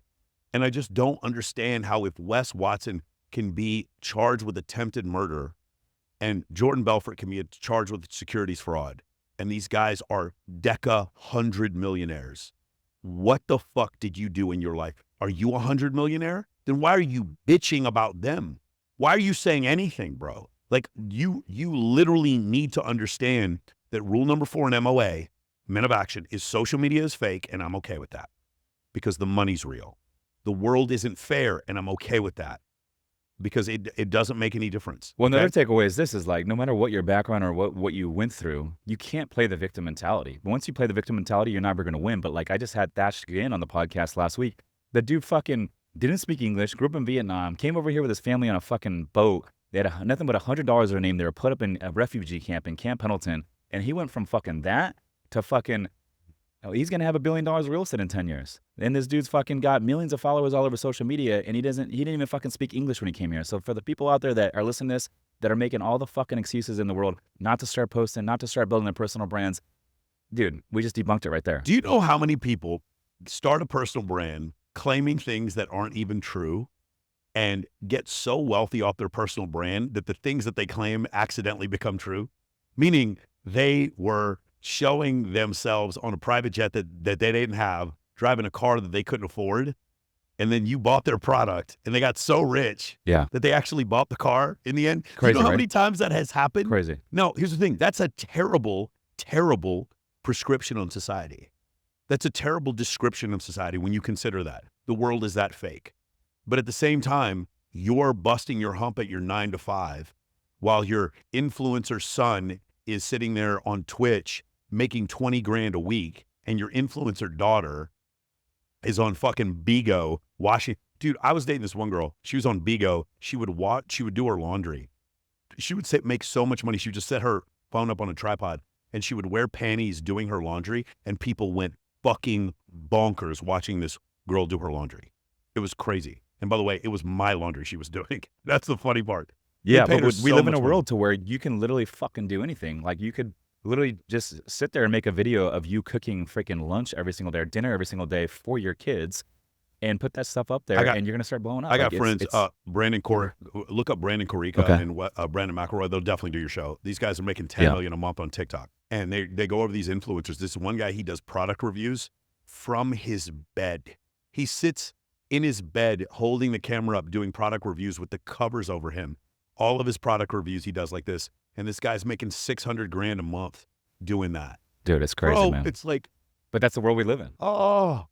So the question is, do you deny the world that we live in? Do you gnash your teeth, ball up your fist, and clench your butthole because you're so fucking mad that these kids are making so much more money than you?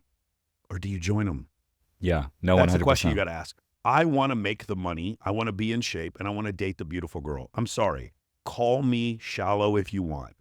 That's what I want to do. when we were talking before about the older guys. By the way, I've decided just in the bathroom right now, I had inspiration.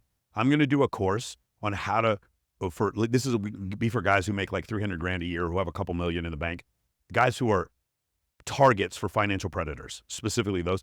I'm going to make a course teaching guys how to use money correctly to attract women and to not be a financial predator. I just decided it right now. I'm going to do it because it's something I have a ton of experience with, especially like one of my good friends is Dan Bilzerian, who's probably better at this than anyone in the world. Believe it or not, he does not spend money on those girls. They come fly, half the time they fly themselves out just to hang out with them. Because they want the fame. Because they want the fame. They want the, bro. And it's, I'm going to teach a course on this. I've just decided right now. And it's just one of these things where it's like, there's so much information and stimulus that's available to you. You can choose to be angry about the fact that there's all these people saying what they're saying. Like, as someone who studied physics in college, the fact that flat earthers even have podcasts makes me angry. But like, I don't want them censored. I want to debate them. And when I debate them, it adds to my credibility. The fact that like Mooncat, she made this video the other day. We're trying to debunk evolutionary psychology. So I made a response video to her 3 hour and 15-minute video with a 4 hour and 20-minute video where I debunk her debunking. I don't want her silenced. I love the fact that I'm even allowed to do something like this and I upload to YouTube this 3 hour and 20-minute or 4 hour and 21-minute video for free.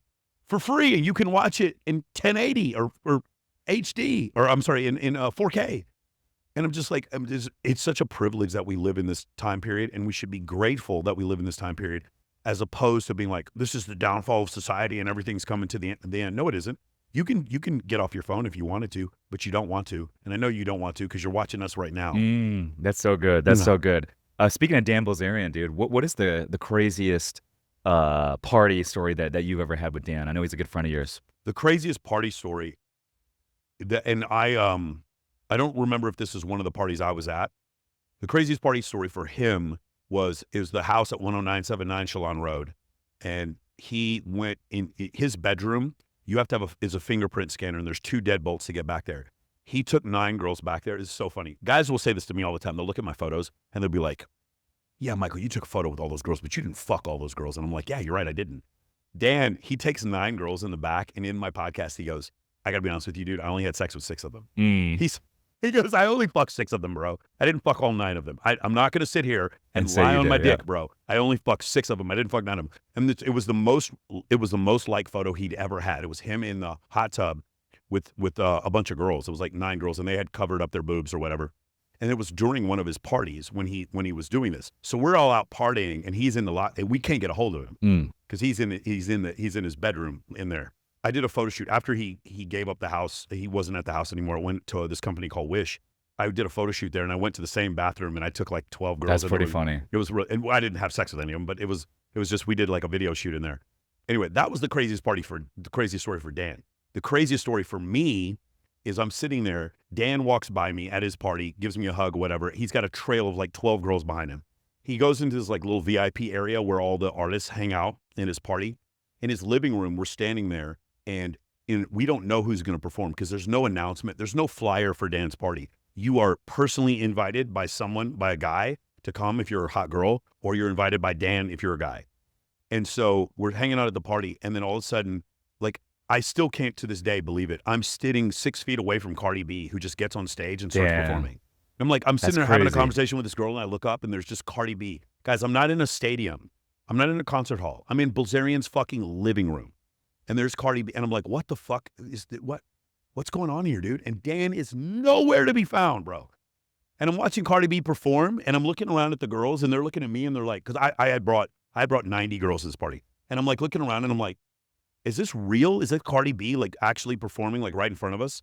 By the way, I think Cardi B's message is terrible, and I love her music. Megan Thee Stallion and Cardi B have the worst message for women I've ever heard in my life. What's her message? Their message is just like, absolutely do not cook, do not clean, do not settle down with a man.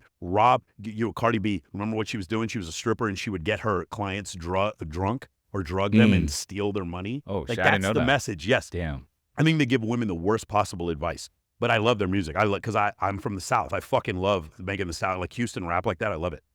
And so I'm watching Cardi B, and I'm like, what the fuck is this? And I look to my right, and there's Diplo, and he has a cowboy hat on, and he's drinking a beer, and he's just standing next to me.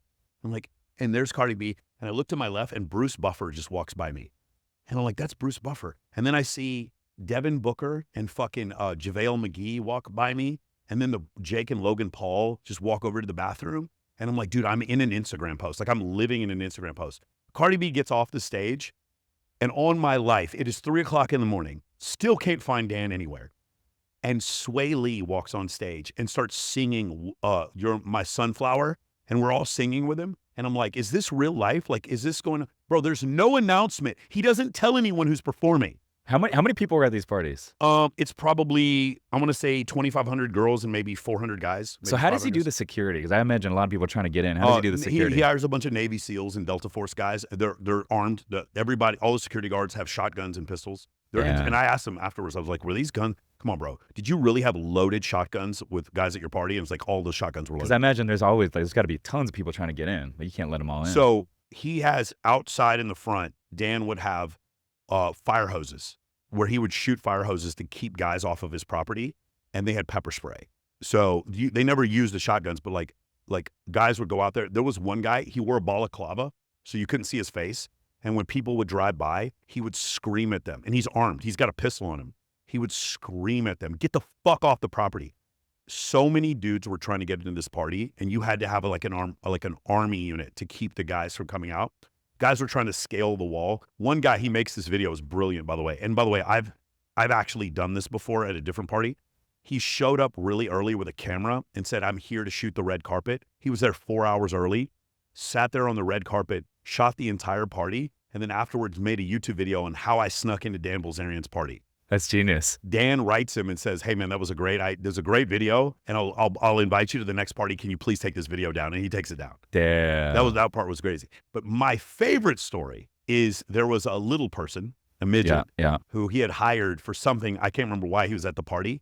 And he's in one of the bathrooms and he's fucking these two girls at the same time in a bathroom. A third girl walks in, thought it was hilarious because it was, takes her phone out and starts filming the midget fucking two girls at the same time. One of the girls gets mad and starts fighting with the girl who's filming them. They get into like a fist fight. The midget walks back out onto the couch and starts smoking a cigarette. Oh my God. Dan walks up to the midget. What does he say? Hold on. Dan walks up to the midget. He says, hey man, can you please stop smoking a cigarette? Oh my God. He says, can you please stop smoking a cigarette? And the guy's like, yeah, just nods his head at Dan. Like, fuck you.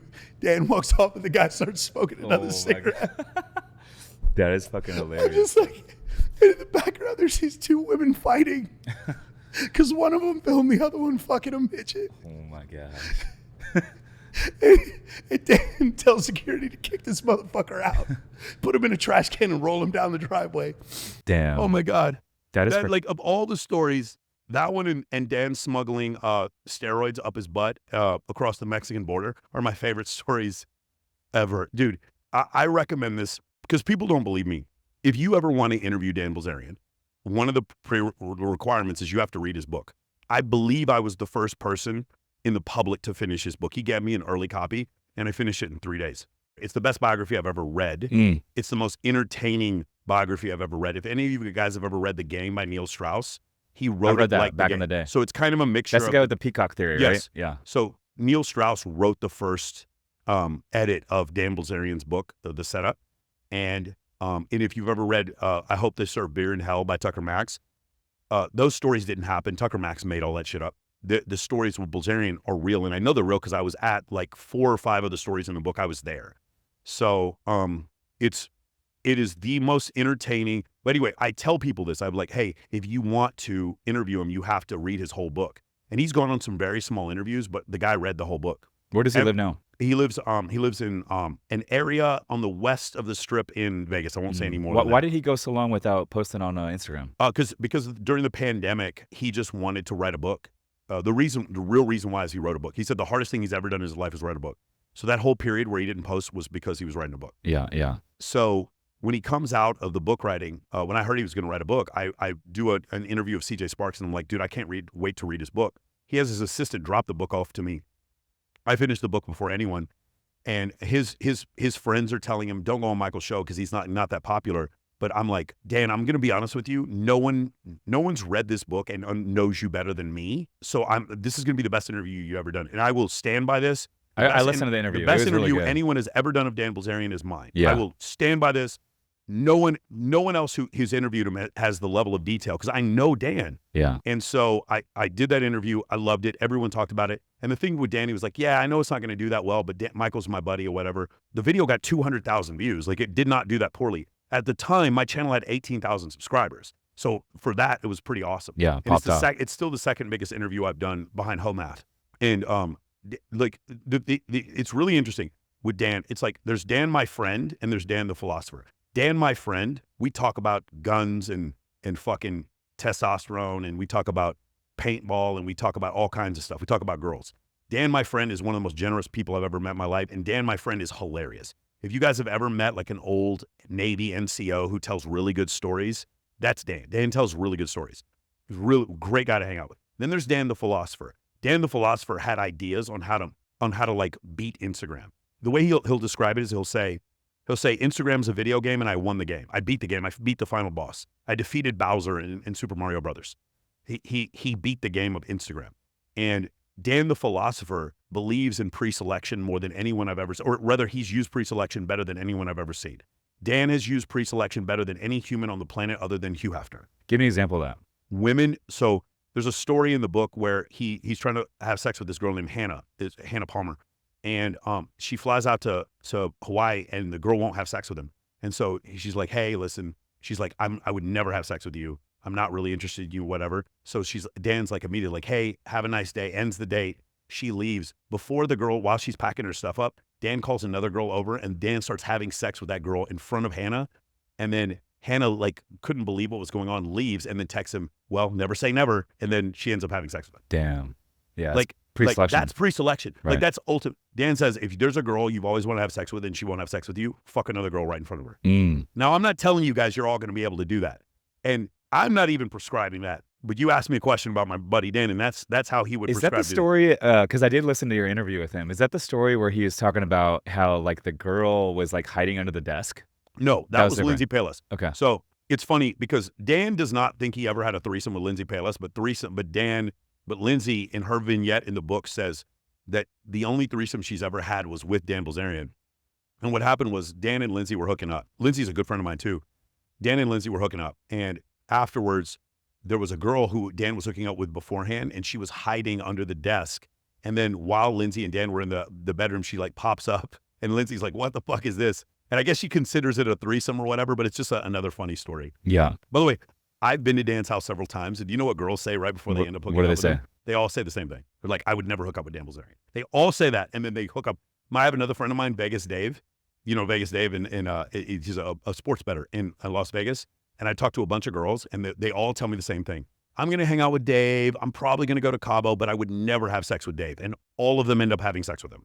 It was crazy. If Dave was watching this right now, he'd be like, yeah, he's right. I like what he said in the interview with you. He said a lot of these girls want to sleep with me, and I tell them, hey, you got to go sleep with my buddy first. Yeah. So the story. So for those of you don't know, I mean, it's pretty obvious at this point, but Clarence in the book is actually Bill Perkins, his best friend. Okay. And Bill would like, he would try really hard. And the only reason why I'm saying this is because Dan has videos coming out where he talks about Bill. Bill would try really hard to hook up with chicks, and like he would do it wrong. He would show too much intent. So Dan would say, like, there'd be a girl who wanted to have sex with him, and Dan would be like, well, you can have sex with me, but you have to like hook up with Bill first. But it wasn't just Bill. He had like, there was one party he threw where there was an amputee that came there, and the girls wanted to hook up with Dan. It was like, well, I won't hook up with you unless you hook up with this guy first. And the guy was like, Dan asked him, I think the next day, he goes, dude, why are you so happy? He's like, you lost both your legs. Like, how do you have such a positive view of life? He goes, I'm at Dan Bilzerian's house right now. I just had sex with the most beautiful woman in my life. It's like, I couldn't possibly be happier. And it changed Dan's viewpoint when he saw, I remember that story. It actually affected me too. Cause I remember when he told that story, I was like, damn, that's true. Dude, if you ever had Nick Santo-Nastasso on your show? No, You reach out to him. You should have him on. Nick is missing 2 legs and an arm. He was born with hand-heart syndrome. And Nick is driving a Ferrari, dating like a fucking supermodel. Damn. And he's missing 2 legs and an arm. Whenever I have clients who give me excuses about shit, I show them Nick, and they all shut the fuck up. Nick will make you cry and make you absolutely question why you don't have more gratitude about your life. Look up Zion Clark. Zion Clark is missing both legs. Zion Clark won an MMA fight. Now, see, people don't realize Zion Clark, because he's missing legs, he actually can fight in a super high weight class because this dude is fucking yoked. So the guys he wrestles against in MMA, his arms are like 3 times as strong. He won an MMA fight with no legs. What was your fucking excuse this morning? Yes. That's the thing that I'll say whenever I see that. And that's one of the things, like, Dan, if you're going to say what his main charity is, from what I've seen, it's amputees. Dude, it's funny you mentioned this on this topic, like playing the victim mentality, and a lot of folks that, unfortunately, like 90% of folks out there, they talk about taking action, but they never do it. And they make all the excuses. I was actually, it was over the weekend. It was Saturday. I was, this is before you and I met up, but I was in the lobby of my building. And there's a cute girl there that's like waiting to take her appointment to tour. And so we're chatting, and I got to ask the front desk someone something, and there's no one there. And so we're chatting for like 5 minutes, and this other lady comes in, and she's like a older lady, shorter, with a little bit of an accent. She comes in like pissed off, and she's like, "Oh my God, I can't believe this building. I'm moving in. I got the movers outside. They won't let the movers bring their truck into the garage, and this and that. It's all their fault. And they won't listen to me, and this and that." And I said, "Why don't you just bring the movers in? It's not a big deal. Like, it's not a big deal." And she's like, "Oh, this and that." And she starts talking about her ex-husband. Her ex-husband left her, and blah, blah, blah. And she's like, "No one in this town talks to me because of my accent," and blah, blah, blah. I said, "You know what? Stop right there." And I started, like, right away, the energy was like, because I'm not around that kind of energy. And I'm like, dude, I had to stop right there. You did not I said, receive "Look," her energy. I said, "Look, ma'am." I said, "What's her name?" She's like, "Oh, it's Carly." I said, "Look, Carly." I said, it's easy for us to blame other people, right? I said, "I'm covered in tattoos, right? So I can make that excuse that no one wants to talk to me, blah, blah, blah." And I said, "Look, everyone that's in my circle is fucking the most friendly to me ever. And I get a lot of what I ask for because I'm fucking nice in the way I treat people and the way I present myself." And I said, "The problem is not everyone else, it's you. It's not because you have an accent. It's this attitude and this energy that you're bringing in." I said, "I feel fucking set back right now, just the way you're talking." I said, "So maybe you need to look yourself in the mirror and you need to fix you and stop blaming other people." And I said, "Things will turn around." And I've never done that before, but I fucking said that to her, and she just got quiet. And I don't know if that's going to change her life, but maybe it will. And the girl that I was talking to, she was like, after this girl walked away, the girl I was talking to, she was like, "Wow, like, fucking thank you for saying that." Yeah, Eckhart Tolle talks about this in his book, The Power of Now. He talks about this pain body. One of the craziest things was, like, when people had negativity and would come to me, what they're waiting for is for you to oppose their negativity. So her victim mentality knows that it exists by the reactions of other people, right? So when she acts like a victim, the resistance that she gets from other people lets her victim mentality know that it's real. Its ego knows that it exists now. Whereas when you were there, you did not receive her energy. It's almost like, like think of a ship where you bring the sails down, the wind just blows over the ship. The wind does not affect the ship anymore. That's how you were. You didn't have anything to receive it, so it passes through you. I know it's a weird analogy, but this is absolutely true. When people, like, again, when I get into debates, a lot of people will try to oppose my viewpoint, and I let their viewpoint pass through me, and I don't even accept their premise sometimes. And that's often how you win a debate. So in this type of situation, she's trying to let you know all these things that are wrong, and you don't even accept her premise. And so the energy passes through you instead of reflecting back to her. It's really, really effective. And often when you deal with a friend of yours who has a very victim mentality, maybe someone who's been divorced or cheated on or lost a lot of money in a deal or was ripped off or something, you have to be that way. You just sit there and listen and then let it pass through you so that then their whole energy dissipates, and then now you can tell them whatever it is you need to tell them.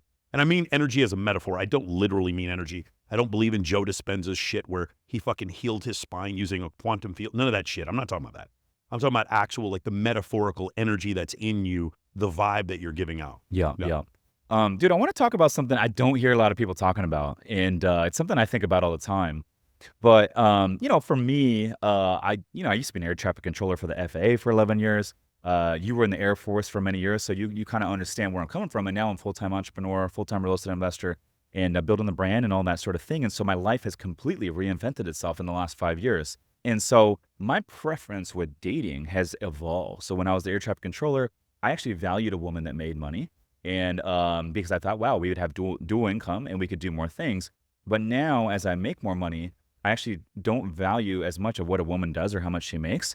I value more of, like, the ability to have the time to go and travel and do cool things with me, but also have all the other features that I'm into. Now, it brings me to this, and I think about this all the time, is a lot of women go out there, especially in today's age, the ones that become doctors and attorneys, they go to law school and they go to 8-10 years of college and they become this high income earners. And now they're tied down to a career or profession where only available so much. I mean, I've dated a couple girls that are in legal, and I mean, let's just be honest. They're working 6 days a week, 5 days a week. Saturdays they're working, and they have really 1 day a week. And that 1 day off, they're already thinking about all the work they got to do the following day. And so I'm not interested in dating a woman that's just tied up and consumed like that. And so I almost think that like a woman that goes and pursues these careers are almost setting themselves up to not attract a high status man, but on the contrarian, they're setting themselves up to attract a middle class man. What are your thoughts on that? Sure. So the issue is women give each other this terrible, terrible piece of advice where they say, oh, girl, the reason why he didn't call you back is because he was intimidated by your career. What you described was not intimidated. Women out there are listening to what you're saying and they're like, oh, he's just intimidated. No, we're not intimidated. I need space for us to have sex and then eventually a family and go on vacations together and spend quality time together. I can't do that if you're not available for that. And if that means that you don't work and I provide all the money, that is just fine with me. That is totally fine because I was born as a man with a burden of performance. So I'm totally fine with that. I don't have any problem. If I was dating a girl that had a $50 million hedge fund, I'm not intimidated by it. Cool. You have money. I have money. Cool. That's not the issue. It's just that the idea that women have to understand is that like, if you are a surgical nurse who goes to yoga 3 days a week and you do all these other things where I barely have any time to see you, then that's not a relationship. We're basically in a long distance relationship living together. And so that's the issue. It's like you have to have this ability to have this time for one another or else it's not a relationship. So what you said before about them choosing these things, what's happened is because a lot of women are very afraid of men's ability to commit, a lot of times when women consistently seek higher status men, they get cheated on. That's just a reality of the situation. Or they try to get a man to commit. It's very hard to get him to commit because he has so many options. And so they become maybe jaded because of this. And so they start thinking, I got to take care of myself. I got to make this money. I need to go buy a Glock. I need to start taking jujitsu. Like girls start doing all this stuff. Like I need to live in a gated community, buy a Glock, make $300,000 a year, hire a handyman, like all the things that men would do in my life. I don't know. I'll get a sperm donor, literally, like completely outsource men. The whole men category of their life is totally outsourced and they don't need them. By doing so, though, what it does is it precludes you from the ability to find that man who you can show genuine desire for and then build a partnership for. And I know this is not fair. What I'm about to say is not fair. Women can have two distinct roles in society. Women can be a breadwinner, or they can be a bad bitch. They can be Cardi B. They can be all these independent things. They actually can function in society like that. I know a lot of women. One of my good friends, she lives in Miami, makes $500,000 a year, has been single her whole life, and she's happy. She's a model. She's gorgeous. She just doesn't want to settle down with any guy. No guy's good enough for her. And then another type of woman can be a homemaker. She stays at home. Her priority in life is to take care of the kids and the welfare of the children and the family, and she's the chief peace officer of the home. These are two distinct roles women can have. The idea that men can have two distinct roles is not realistic because the way the world works right now is that the stay-at-home dad who gets taken care of by the woman, one of the top precipitators of divorce, one of the top 3 reasons why women file for divorce is because she makes more money than her husband. And so who's the one typically in that situation that's wanting the divorce? The woman or the man? 80% of divorces, 70 or 80% of divorces are initiated by women. It's almost always women who want And the in that divorce. situation with the stay-at-home husband, is Yes. the woman more likely to cheat because she has more options Well, I mean, and he probably probably more has likely, less options? she's more likely to be dissatisfied in the relationship and then leave. There's a great study done by Dr. Buss where he goes over men who cheat and men who don't cheat show the same level of dissatisfaction or say the same level of satisfaction in a relationship. A man can be fully in love with his wife and then also cheat. I know women have a hard time believing this, but it's true. Men who cheat in a relationship will report like say 72% satisfaction. Men who don't cheat report 72% satisfaction. Now, what about the flip side? For Women that cheat? women, 80% of the time when women cheat, they report dissatisfaction in the marriage. Women cheat because they're dissatisfied, but they also divorce because they're dissatisfied. So does this mean as a guy, if you are satisfying your woman, you're keeping her happy, she's much, much less likely to cheat? For sure, she's less likely to cheat. But On the flip side, to be honest with you, women cheat less than men, so women are more likely to file for divorce than cheat. I mean, maybe not more likely, but they're more likely to file for divorce than a man is likely to file for divorce, and a man is more likely to cheat and not file for divorce than a woman. Okay. Make sense? Yeah. So, if you keep her happy, is she less? I mean, of course, that's obvious. Yeah, she'd be less likely to cheat. But also, as a man, like we talked about before, an older man dating a younger woman. You know what? Most women will date guys about 2 to 3 years older than them. They won't date guys like I'm 24 years older than my girlfriend. Well, how is that possible? Is it because I'm grooming her or what? No. The reason why is because I don't look like a 46-year-old man.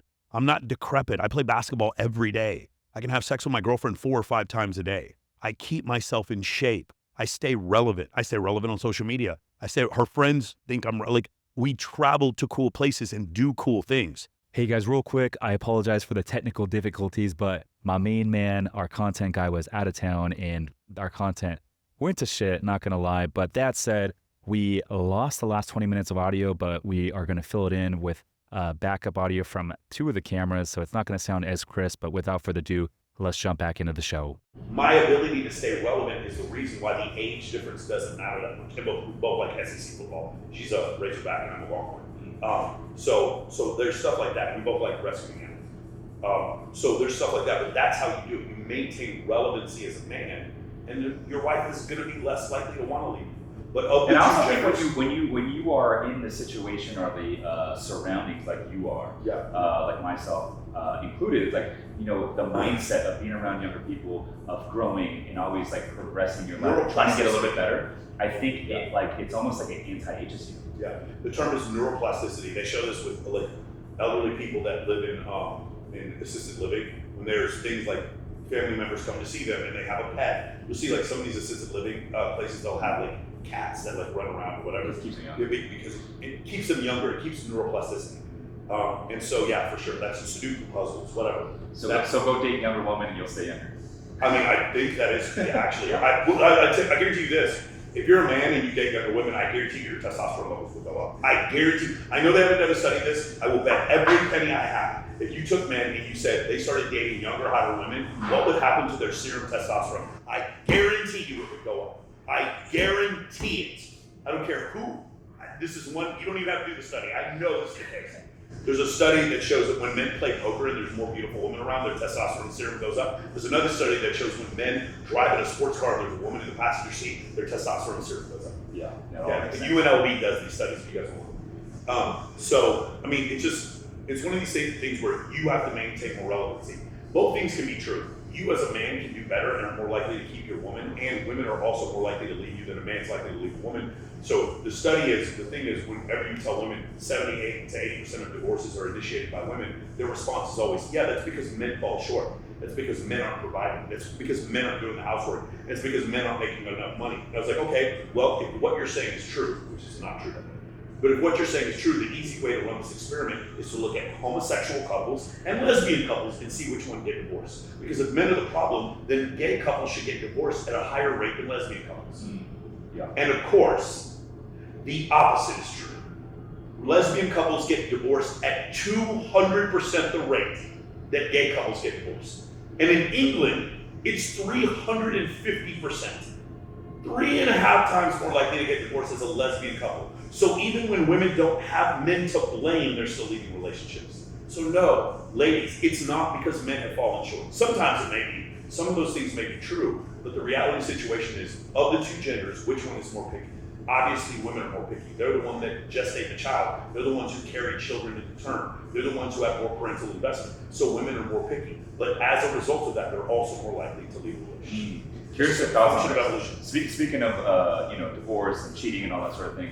Curious your opinion and take on this. Because we heard what happened with Tom Brady and Giselle and the jiu-jitsu fighter, or the trainer. Yeah. But like, what professions are like women most likely to like maybe like get swooped in on? So I don't know about all the professions, but I know personal trainers are a huge one. A lot of guys are having really their wives have super attractive personal trainers and they're sleeping with them. Yeah. Here's the big one: tennis instructors, whatever. But the biggest one I've seen recently is the jiu-jitsu instructor.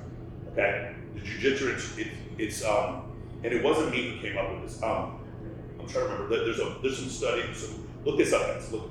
Yeah, we'll have to look it up. All these professional athletes, what they'll do is they'll go to a jiu-jitsu class, and while they're at the jiu-jitsu class, they will they'll get destroyed by the black belt. The black belt will come in there, some jacked fucking Brazilian guy with fucking tattoo sleeves, ball fade, and he's jacked, and he'll take your husband and he'll fucking tie your husband up in knots and make your husband tap. So the woman is watching her husband submit to this other man. Then the wife goes and starts rolling around with the same jiu-jitsu instructor, and you'll never believe what happens. The wife and the jiu-jitsu instructor end up fucking.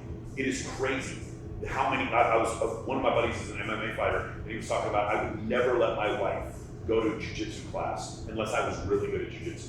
Because it's an epidemic. He's like, he has friends that are jiu-jitsu instructors that have been like banging like 20 or 30 of their fucking students. Yeah, that's crazy. So, and I was just thinking about it, and I was like, I have no argument against this. So like, Tom Brady was bringing Giselle. So Giselle was sleeping with her jiu-jitsu instructor. And she was getting around, rolling around the mats. Yeah, so, well, of course, it's jiu-jitsu.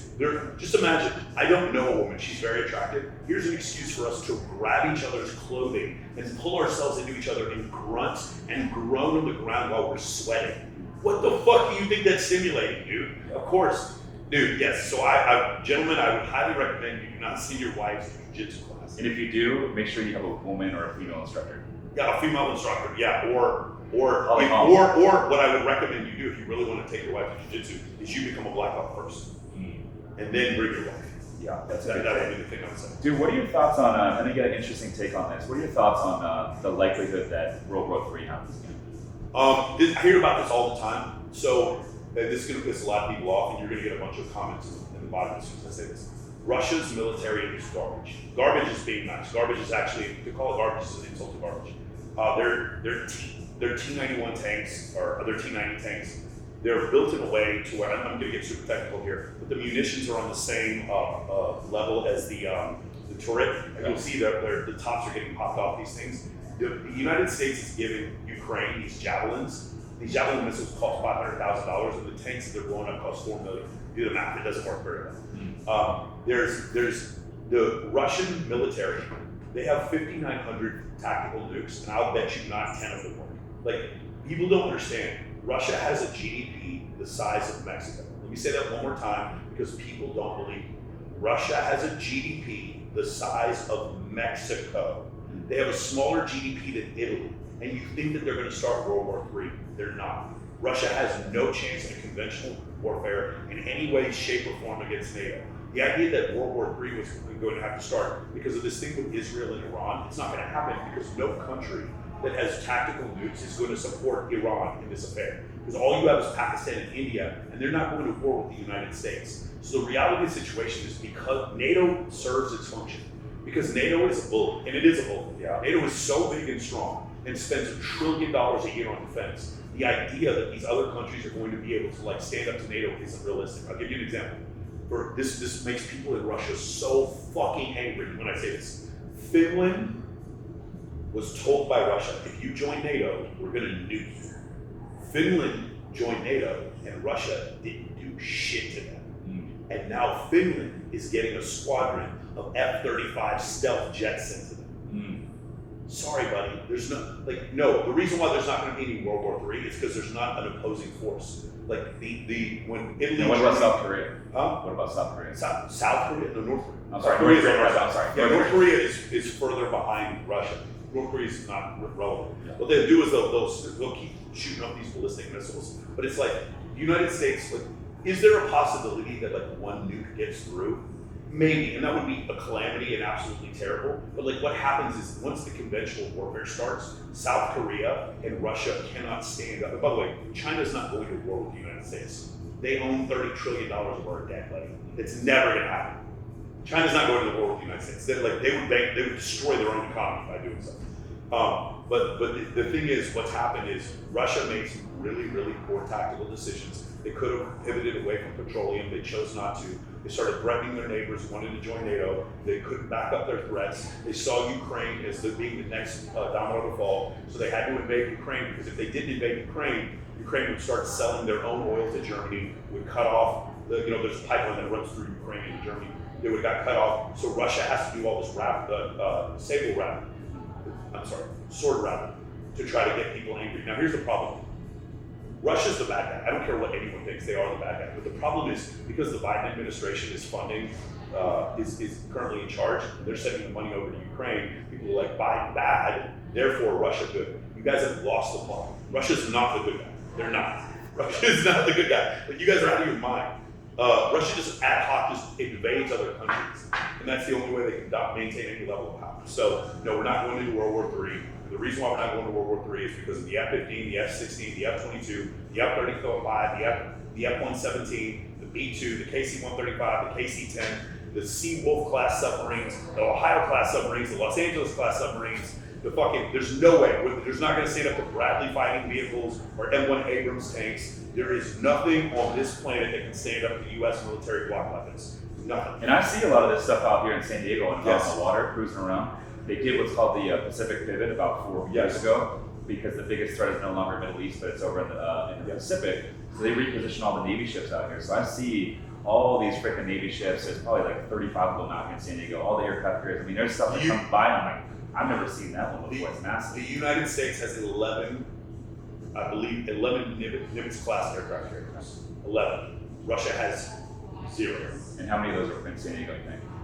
Oh, in San Diego, the depot's here, so we'll have 2 or 3 at a time, whatever. But like, there's no force on Earth that can stand up to a U.S. carrier. Let me say that again. Call my bluff, talk shit, tell me I'm an idiot, talk about how trans people are taking over our government. I don't fucking care what you think. There is no force on Earth that can stand up to a U.S. carrier. Nothing. The U.S. carrier is an aircraft carrier? It's an aircraft carrier, but it's also the accompanying submarines and destroyers that go along with the other ships. The whole fleet that rolls out. Dude, it's stealth helicopters, it's fucking F-35s that can take off with VTOL, and it's Sea-Wolf fucking submarines. No force on Earth can stand up to a U.S. carrier. And we have 11 of them. Sorry, this World War III argument is moot. And people who are trying to say it, like, I don't think Joe Biden's a good president, but this idea that because Joe Biden stands up for something that we need to oppose everything he stands for, no, the United States is still the strongest military in the world, even if Joe Biden is president of the United States. And that doesn't the problem is with Vladimir Putin is he does things like, we make transgenderism illegal. I get what he's doing, but it's like conservatives in this country now support Vladimir Putin. Do you understand how many people this motherfucker murdered when he was in the KGB in order to get to where he is? This is not who you should support. He does not support free market capitalism or democracy. I am not in favor of it. He made a horrible, horrible tactical decision by deciding to invade Ukraine, and he stuck his dick so far in it, he can't get out now. And now he understands that if Putin were to take his troops out of Ukraine now, he would probably be dead in 2 weeks. Because the oligarchs who support him would probably see that as a sign of weakness. He's fighting for his life now. And when this war is over, you want to know the worst part of it for the Russian people? No Western or European territory is ever going to do business with Russia again as long as Vladimir Putin is president. Because he told the entire world he wasn't going to invade Ukraine, and then he invaded Ukraine. He lied to everyone when he did that. So the 3 countries that love to trade with Russia, even after this, are South Africa, India, and China, and they are going to destroy their economy. When you only have 3 trading partners, they're going to destroy you. They're going to take advantage of you. Does that make sense? Yeah, no, it does. And that's where we're headed next. No matter what Scott Ritter or any of these other people try to say. And again, it's not a Trump or Biden thing. You guys need to stop thinking because the U.S. By the way, I'm also, if you want to stop sending aid to Ukraine, I'm also fine with that. Well, my point is this idea that World War III is going to start because Russia is this secret tiger that's going to be able to destroy America. The United States, if they sent 1 army unit in there, would go unopposed and eviscerate the entire fucking Russian army. The Russian army is garbage compared to the United States. It's not even close. Yeah. And it used to be close. 40 years ago, it was close. Now it's not even. There is no land vehicle on Earth that can stand up to an M1 Abrams tank. Nothing. You're saying during like the Cold War era? In the Cold War era, it was closer. Yeah. But it's not, because we didn't have stealth technology. But the reason why the U.S. is so dominant over the rest of the world is because we have the only functioning blue water Navy, and we're the only country with stealth aircraft. We have, I want to say we have 200 F-22s and 800 F-35s in the arsenal right now.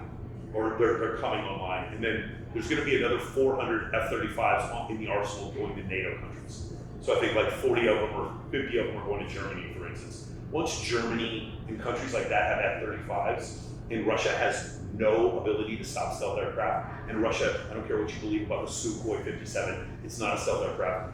No other country has stealth aircraft. The J-20 that the Chinese have, we can see them on our radar. It's a joke. Their aircraft are garbage compared to ours. In these kind of cases, there's no way for them to stand up to us. So now Finland, I'm going to say this right now, you can record this, I don't care how mad you get, Finland now has a better air force than Russia. Let me say it again. Finland has a squadron of F-35s that are truly stealth. Russia doesn't have anything that can shoot them down. Finland now has air dominance and air supremacy over Russia. Call me on that. And people don't like to hear it. They want to believe their fucking narrative. They want to. You know, listen, I'm friends with E318. He's totally wrong with this. Russia has no chance against NATO. None. Yeah.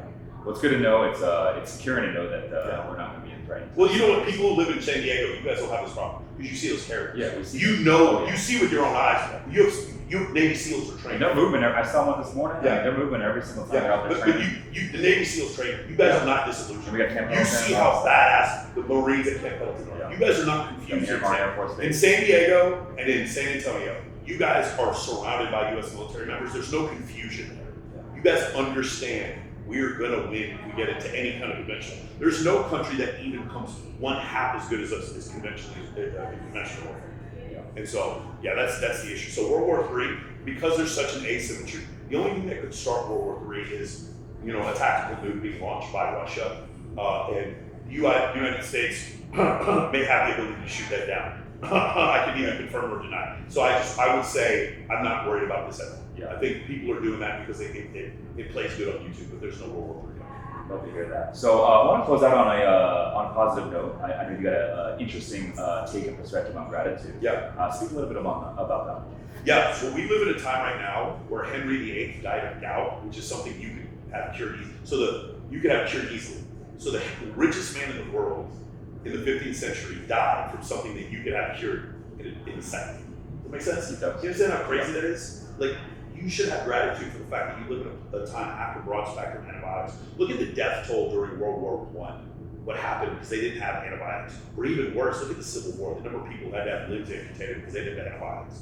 You have no idea. Dude, after 1957, the invention of the transistor, like the way the world has changed and how quickly things are changing, you should have so much gratitude for the fact that you live now in a place like you're complaining while you're looking at your high-speed internet in your place that has air conditioning. And you're complaining. Your life is so good compared to your ancestors. In the 1850s, you would die from diarrhea. Like, are you kidding me? And you're sitting there complaining. You can go see your aunt in Poughkeepsie for fucking $300 on a fucking airplane, and you're complaining because your flight was delayed. You have nothing to complain about, guys. You have the world at your fingertips on your phone now. You should have nothing but gratitude. Every night I go to sleep, I'm like, man, I cannot believe how good I am. I cannot believe. Now, it doesn't mean I'm satisfied, but I still am grateful. Yeah. I'm not satisfied. I still want better, but I'm still so grateful for the life that I live right now. I got to spend 46 years on this planet during some of the most interesting times, probably in my estimation, the most interesting times. I lived partially through the Cold War. I got to see Hulk Hogan wrestle Randy Savage in The Ultimate Warrior. You know what I'm saying? I got to see the end of Game of Thrones. Yeah, I got to see some incredible stuff in my life. I got to serve 7 years in the U.S. military. I got to see some awesome stuff in my life. So I'm incredibly grateful for it. You guys need to understand, things are just going to get better and better, faster and better, more technologically advanced, faster and faster. And so I would have an incredible level of gratitude for the fact that you live in a world right now, if you're watching this, I want you guys to understand that half the Earth's population lives on less than $5 a day. Do you live on $5 a day? And what are you fucking complaining about? Yeah. I agree with that. I mean, look at myself included. I was an air traffic controller 5 years ago. Yeah. Owned zero investment real estate, and just in 5 years, I've completely reinvented my life. So we, as much as the noise out there and the news complains, and there's a lot of stuff going on, it's like, dude, you just gotta focus on what's in front of you, focus on the things that you can control, and realize like this is the best fucking era ever to be alive. With technology and social media, like literally you can start any business you want on your phone. Yeah. The playing field has now been leveled. There's 4.8 billion people use social media. Yeah. There are 40 million baby boomers retiring in the next 7 years. The greatest transfer of wealth in American history is about to go down, and because of the internet, the playing field is now level. So if that doesn't get you excited, I don't know what else. Dude, next time we should do 3 hours of just like how you can scale a business. Low ticket offer, high ticket offer, training the sales team, building a funnel, how to run paid ads. Like dude, I know guys who are like I'm not trying to insult them, they are not very smart. And they're making $500,000 a year doing online, like doing telephone sales. There's so many ways to make money. If you're just willing to find the right opportunity. If anybody, I know this is not what our podcast is about today, but if you guys like want to make an incredible amount of money, if you want to make $200 an hour, you need to solve a $200 an hour problem. If you just stop worrying about what you want to do and what your passion is, fuck this whole chase your passion thing. Solve someone else's problem, and you will become outrageously wealthy. I love that. Well, Michael, been a pleasure, dude, hanging out all weekend, talking shop, man. We could talk for hours, and maybe next time out in your studio out in Vegas, we'll do it. Where can the folks get in touch with you? Man, just go on Instagram, go to Michael Sartain. Everything we talked about pretty much on this episode is stuff that I teach in Men of Action, other than the military stuff. We don't really talk about that, but all the stuff that we talk about with social dynamics and dating, that is what Men of Action teaches you. I want, you know how somebody says, hey, when I go to Vegas, I got a guy. I'm the guy. I want you to be that guy for your city. I know a guy. You need to be that guy. You need to be the guy that all your friends meet their girlfriends through or their boyfriends through. You need to be the guy everyone gets their job through, finds their employees through, finds their sponsors through. You need to be the guy that gives all the book recommendations, the movie recommendations, the TV recommendations, the restaurant recommendations. You need to be that connector in your city. If you want to level up your communication skills, your networking skills, your leadership skills, or your dating skills, then Men of Action is the course you need to take. There it is. He's Michael Sartain. I'm Rich Summers. Listeners, thanks for tuning in. We'll see you in the next one. Peace.